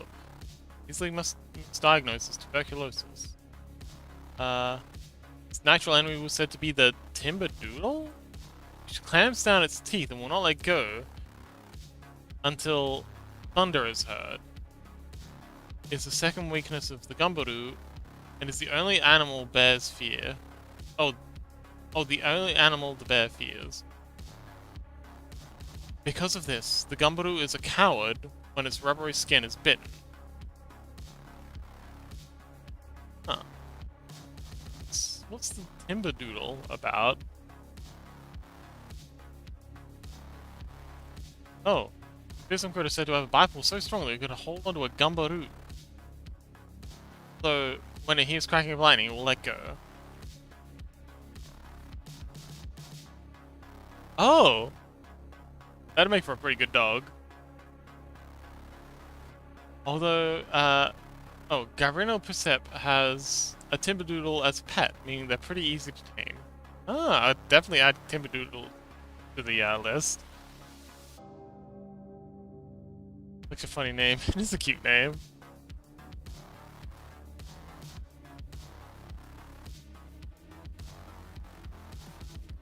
So some of these pictures, it seems to have... Oh, that's terrifying. It seems to have 6 legs here, but whatever.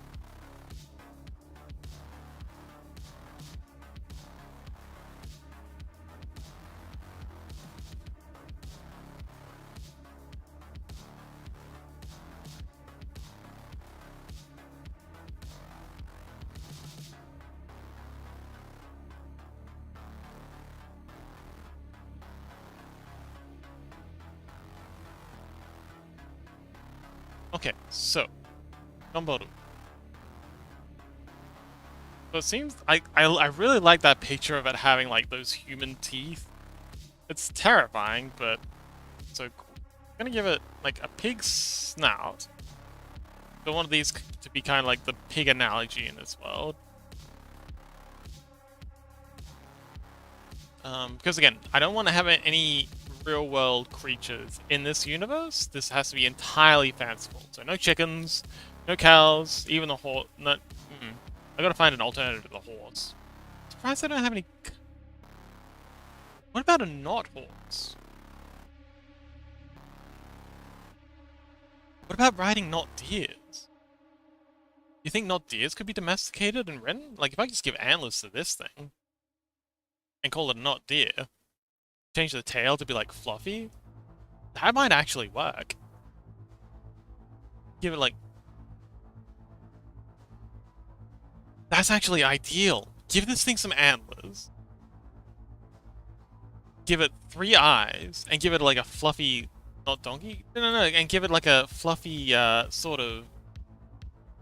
tail. Like a deer-style tail. This would be kind of ideal, and it says in the description they have barrel-shaped... Alright. Let's see how this fella looks with 3 eyes.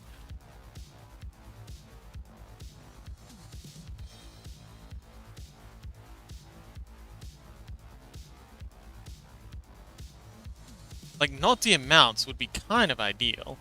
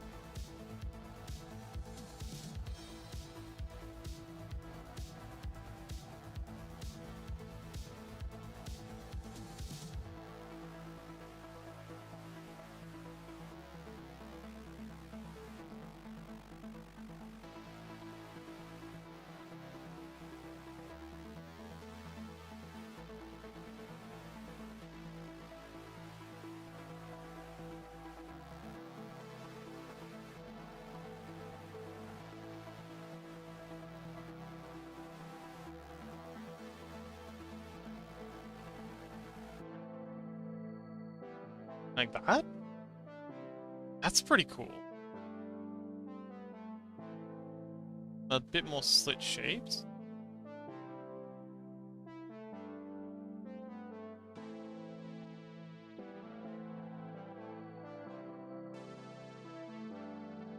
And then give him some eyeballs. It's obvious that these are eyes. Sorry, pupils. How would scorpions look in this world? I don't know. Again, I don't want to have any just scorpions. Like, if we can find, like, a, mythological sort of, scorpion analog, that'd be ideal. But, yeah, I don't want to just have scorpions. Even though they are already pretty metal.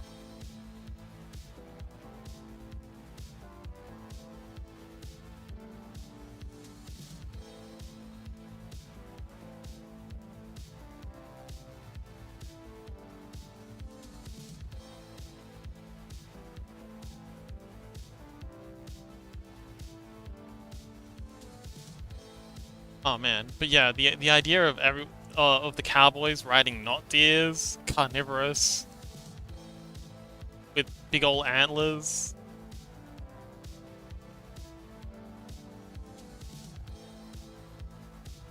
The fact that they occasionally attack humans, pretty cool too. Make some excellent war mounts.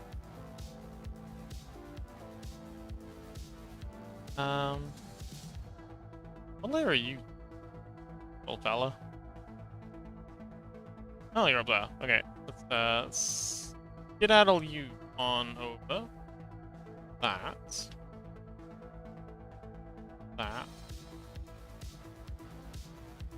Up you go, buddy. Eee.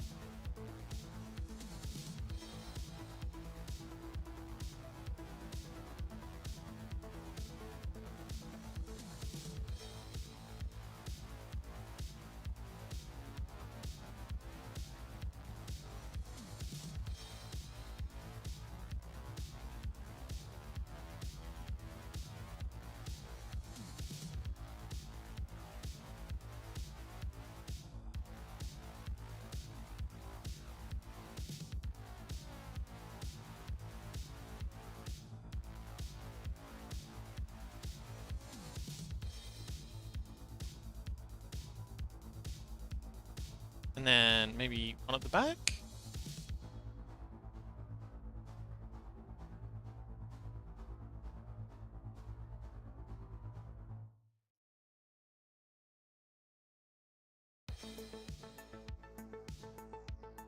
Alright, cool. And then I'll get rid of its tail. I'm gonna control exit because it's a pretty cool tail.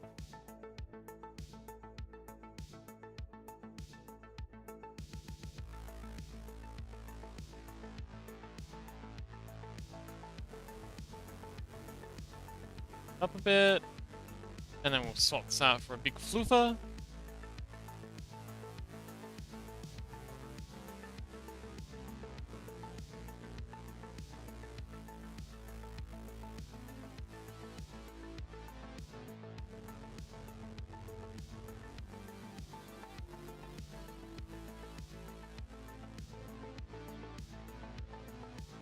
Not deer, not deer.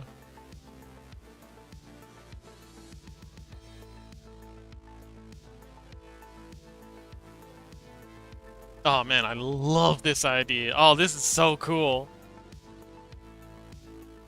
And let's give it a big, big floopy tail.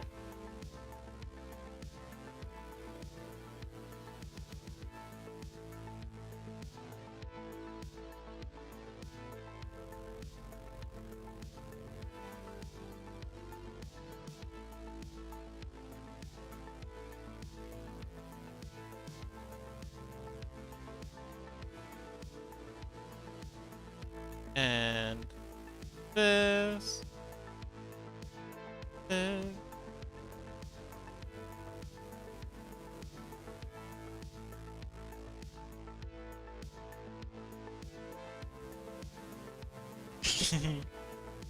Cute.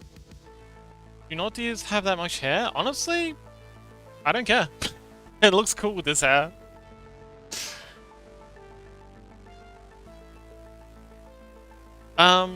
But yeah, probably not.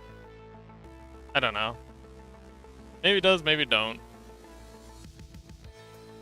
But it does in this world.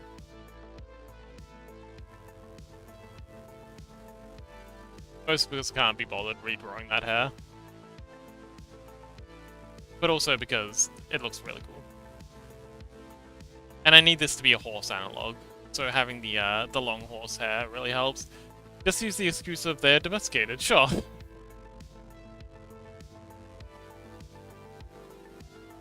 I mean, they're also a fantasy creature, so I can make them look whatever the heck I want. Descriptions of these creatures vary wildly. So I'm just picking what I like. I'll try and get them fairly close, where it's like, you know, if there's anything like specific that is like widely known as a trait that they have, I'll try and stick to that. But anywhere I have latitude, I'm gonna take it.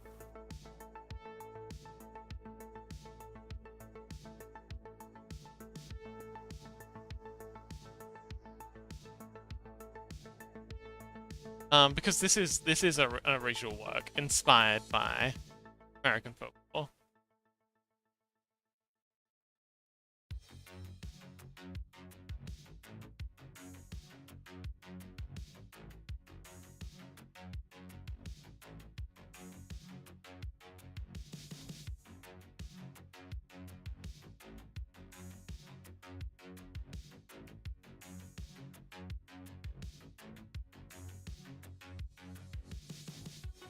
Alright, cool. So, let's give him some... sorry, not eyes, some highlights.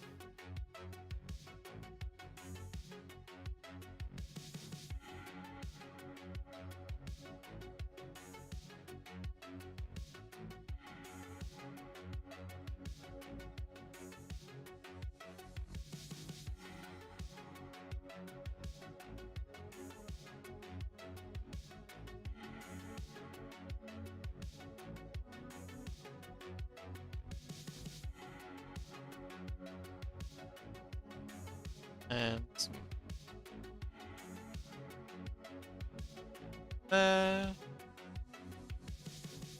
yeah...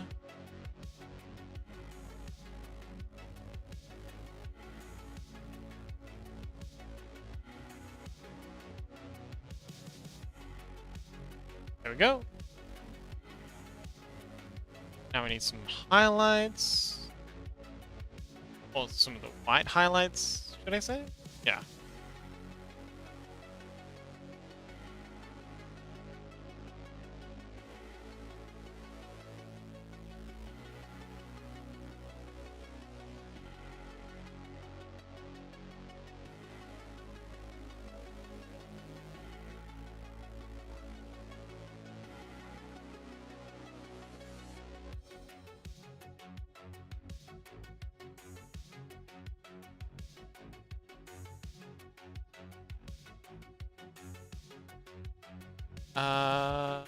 Let's grab here.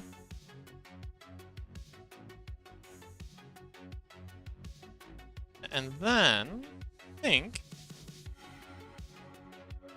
good. Awesome, that's our new knot deer. He pitched wrong? I feel like it's like angled. Anyway, let's find some picture of antlers. I'm half tempted to just copy these ones. You know what? I'm actually gonna do that. Hide this. Grab our jackalope. Okay, this layer.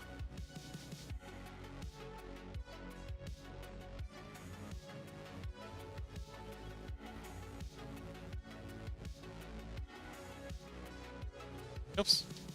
But selection, delete everything, and we'll move this down to here.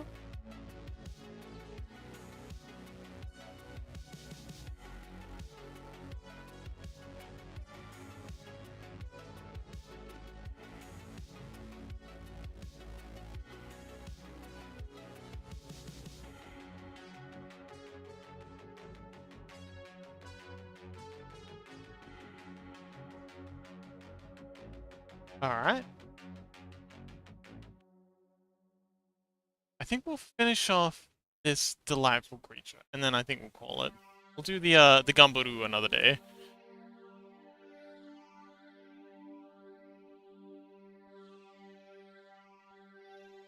Okay.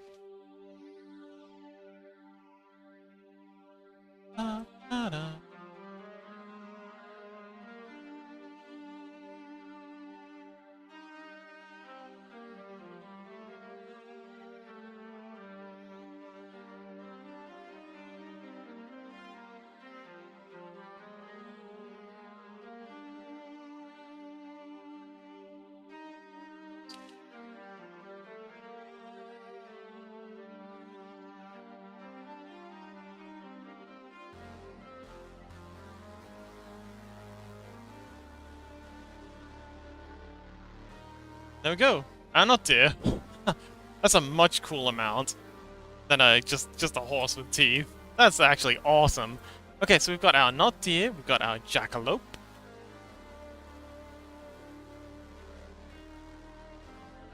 Gonna get a not deer onto its own layer.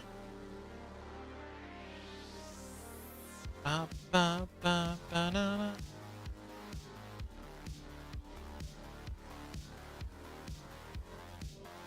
Alright, so not deer's on another layer. Sketches up here. And now if we do this. Cool.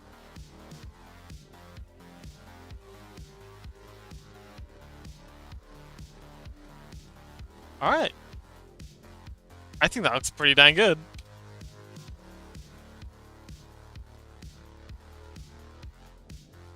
Yeah. Alright, so anyone want to raid? Or anyone want to direct the raid tonight? I can easily find someone though. Let's see. Foxy Fears, okay. Who else is streaming right now? Burley's streaming, I think? Is that Burley? Oh no. Sushi Fu, Polterghost. We got lots of people streaming tonight.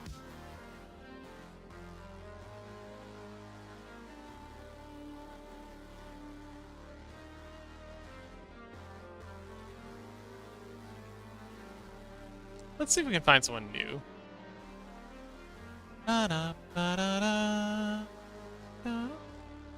Art channel. But again, if you have something you would like to, or someone you would like to raid into, any suggestions, please shout out. Well, this one's kind of cute. Drawing Duden. Ooh, Art and Chill. What is this?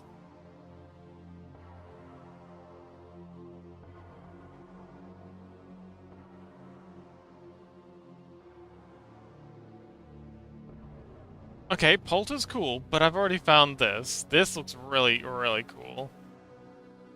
Oh, okay. 35 viewers. Never mind. They're doing fine. They don't need my help. Yeah, sure. Let's go. Let's go with Polter. Polterghost.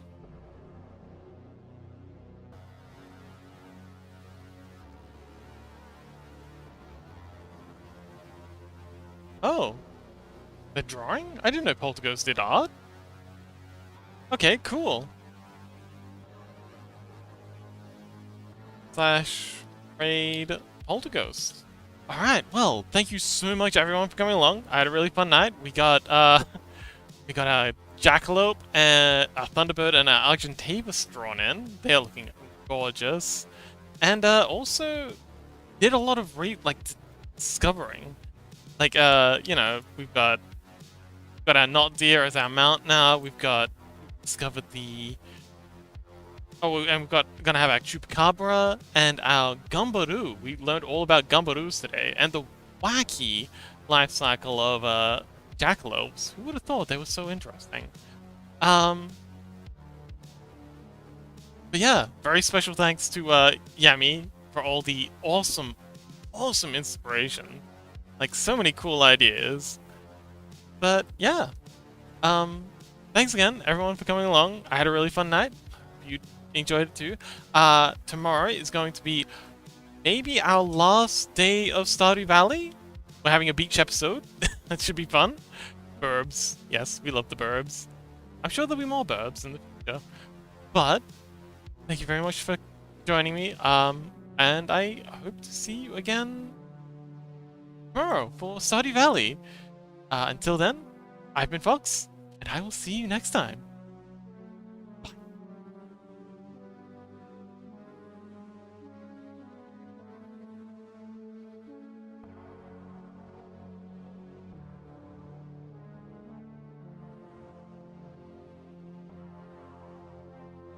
Hi, Sleepy. Yeah, my art is arty, but right now my audio is crunchy, so I'm trying to uncrunch the crunchy stuff. Very big in my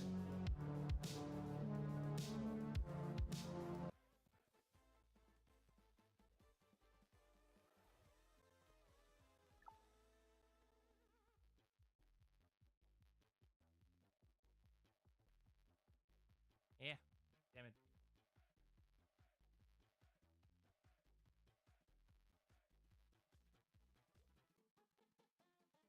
But if we stop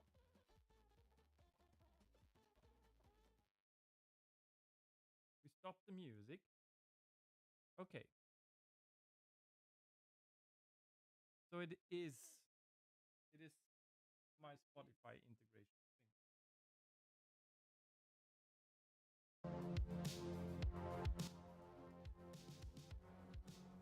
I hate it. Why it does that?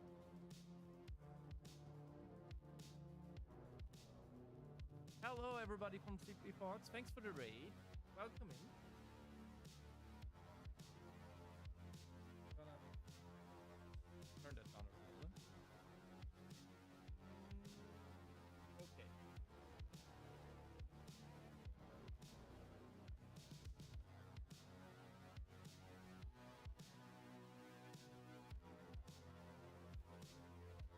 That didn't change.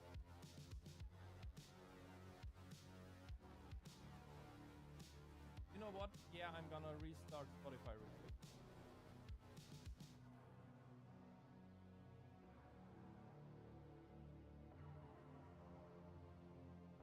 Where's my mouse? What? Spotify.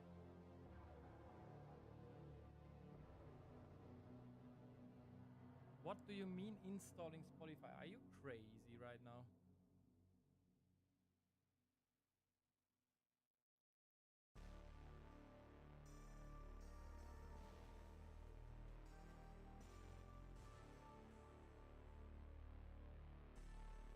Is the crunch gone?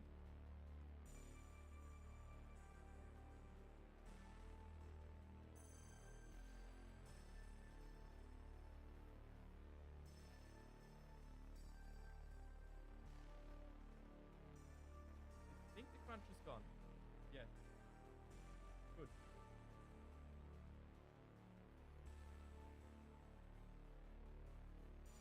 Very weird if I hear everything myself.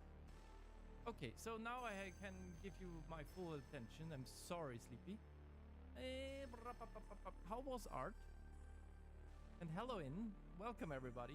Welcome to my stream. It is scuffed to bits every time. The most different sorts of scuff you can find on the internet. Come to me. You will find it here. We're currently doing a little thing, which is we're doing me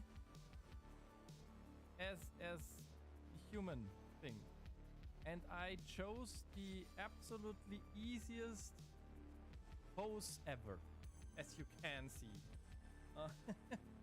while just basically discovering the everything about my character, really. I also just noticed something else that we're gonna need to fix. Yeah, I shortly, like I was lurking at yours, Sleepy. What did you art I saw some creatures that looked really awesome. They looked like shadow creature-y things. So I saw that, but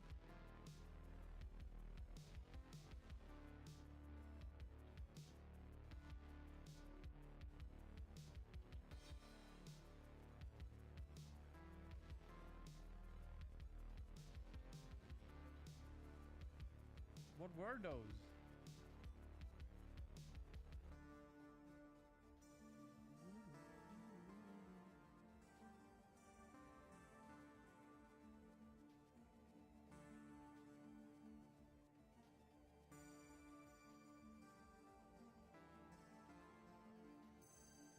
What is going on? Please. Go full screen here. Just stop doing that. Welcome in. Thank you for the follow. Hi, Chaos. American cryptids reimagined as domesticated livestock. That sounds very interesting. Very, very interesting. Thanks for the follow. So I just realized I really need to find my own kind of introduction thing. I've never really defined it. Something weird is still going on with my program and everything.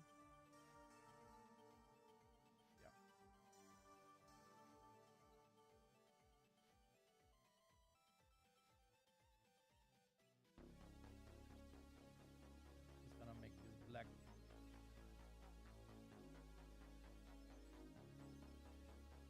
It almost feels like something is trying to go forwards, like something is trying to get attention and get the focus of Windows. I really cannot. I really don't like that. So much harder than it already is.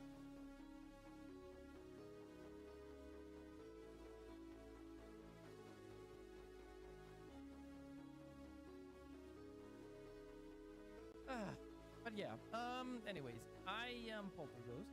I do some art, I do some gaming, I do lots of silk songing right now. I run some Ocarina of Time randomizers. I try to platinum games, which means getting every achievement of the game I've chosen. I gonna probably maybe start out with developing some stuff. Yeah, everything you see on the stream except like one emote was done by me. Well, sometimes I use an animated GIF made by Rika, who's also in the chat, as a avatar, and the sus emote was done by Looney. So, but everything else, pretty much everything else, was done by me,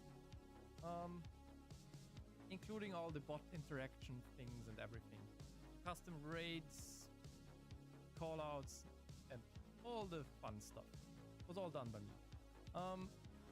Yeah, currently I'm going back to schedule, so I'm gonna stream more often. It's always gonna be one stream of arting or developing or something like productive. It's gonna be one stream of either a randomizer or some other run games that I play on the on and off, or finishing some games that we started.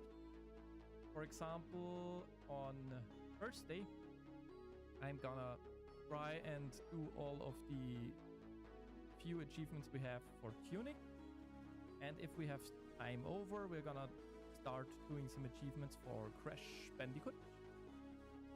And on Sunday this week, we will be playing more Silksong, continuing Silksong. If you're interested in the schedule, it's on my Discord.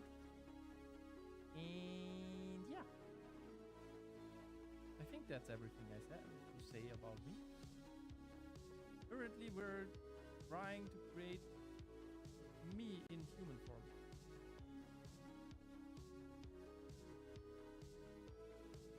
While Luni and Rika are also simultaneously creating fan art of this that I'm currently making. Like, yeah, there's some fun things happening right now. Nope. Not register. I'm having a fan art challenge. Yes.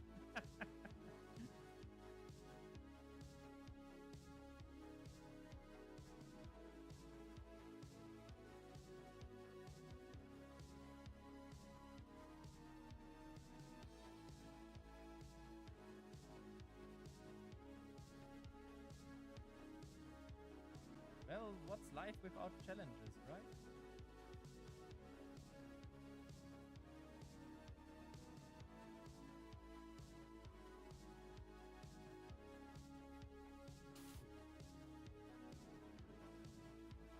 And I made the most easy hair you've ever seen.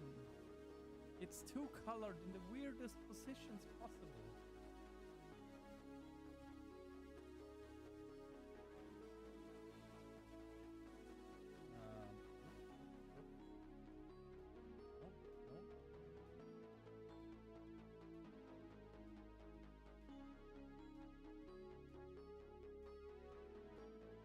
There we go.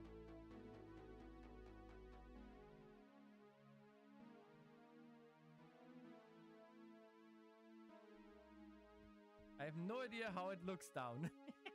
I decided I like to stay sane. Well, if it is down, it might somehow look a little bit like, at least the coloring, somehow look a little bit like this here. Like, it's a stripe that's black, goes to the front, and there are some stripes going towards the ears and up the ears. So, yeah.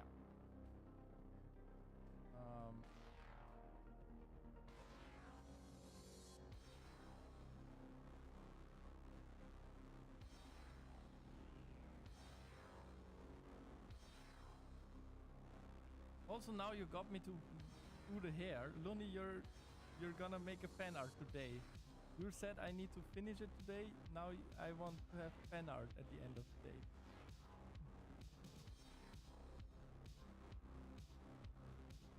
Two can play this game.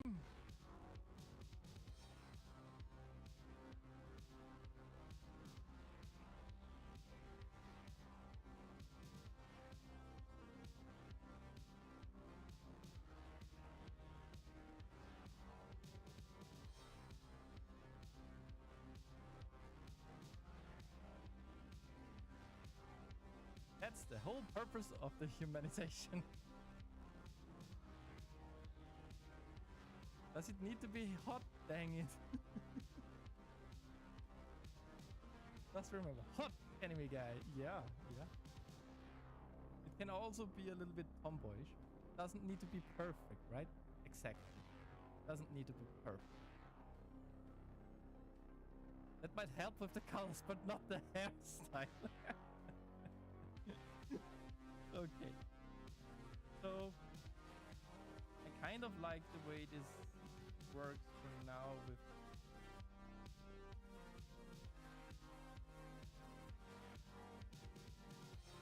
this part. You're losing the ears like massively. Well, that's how it is for now. Yes.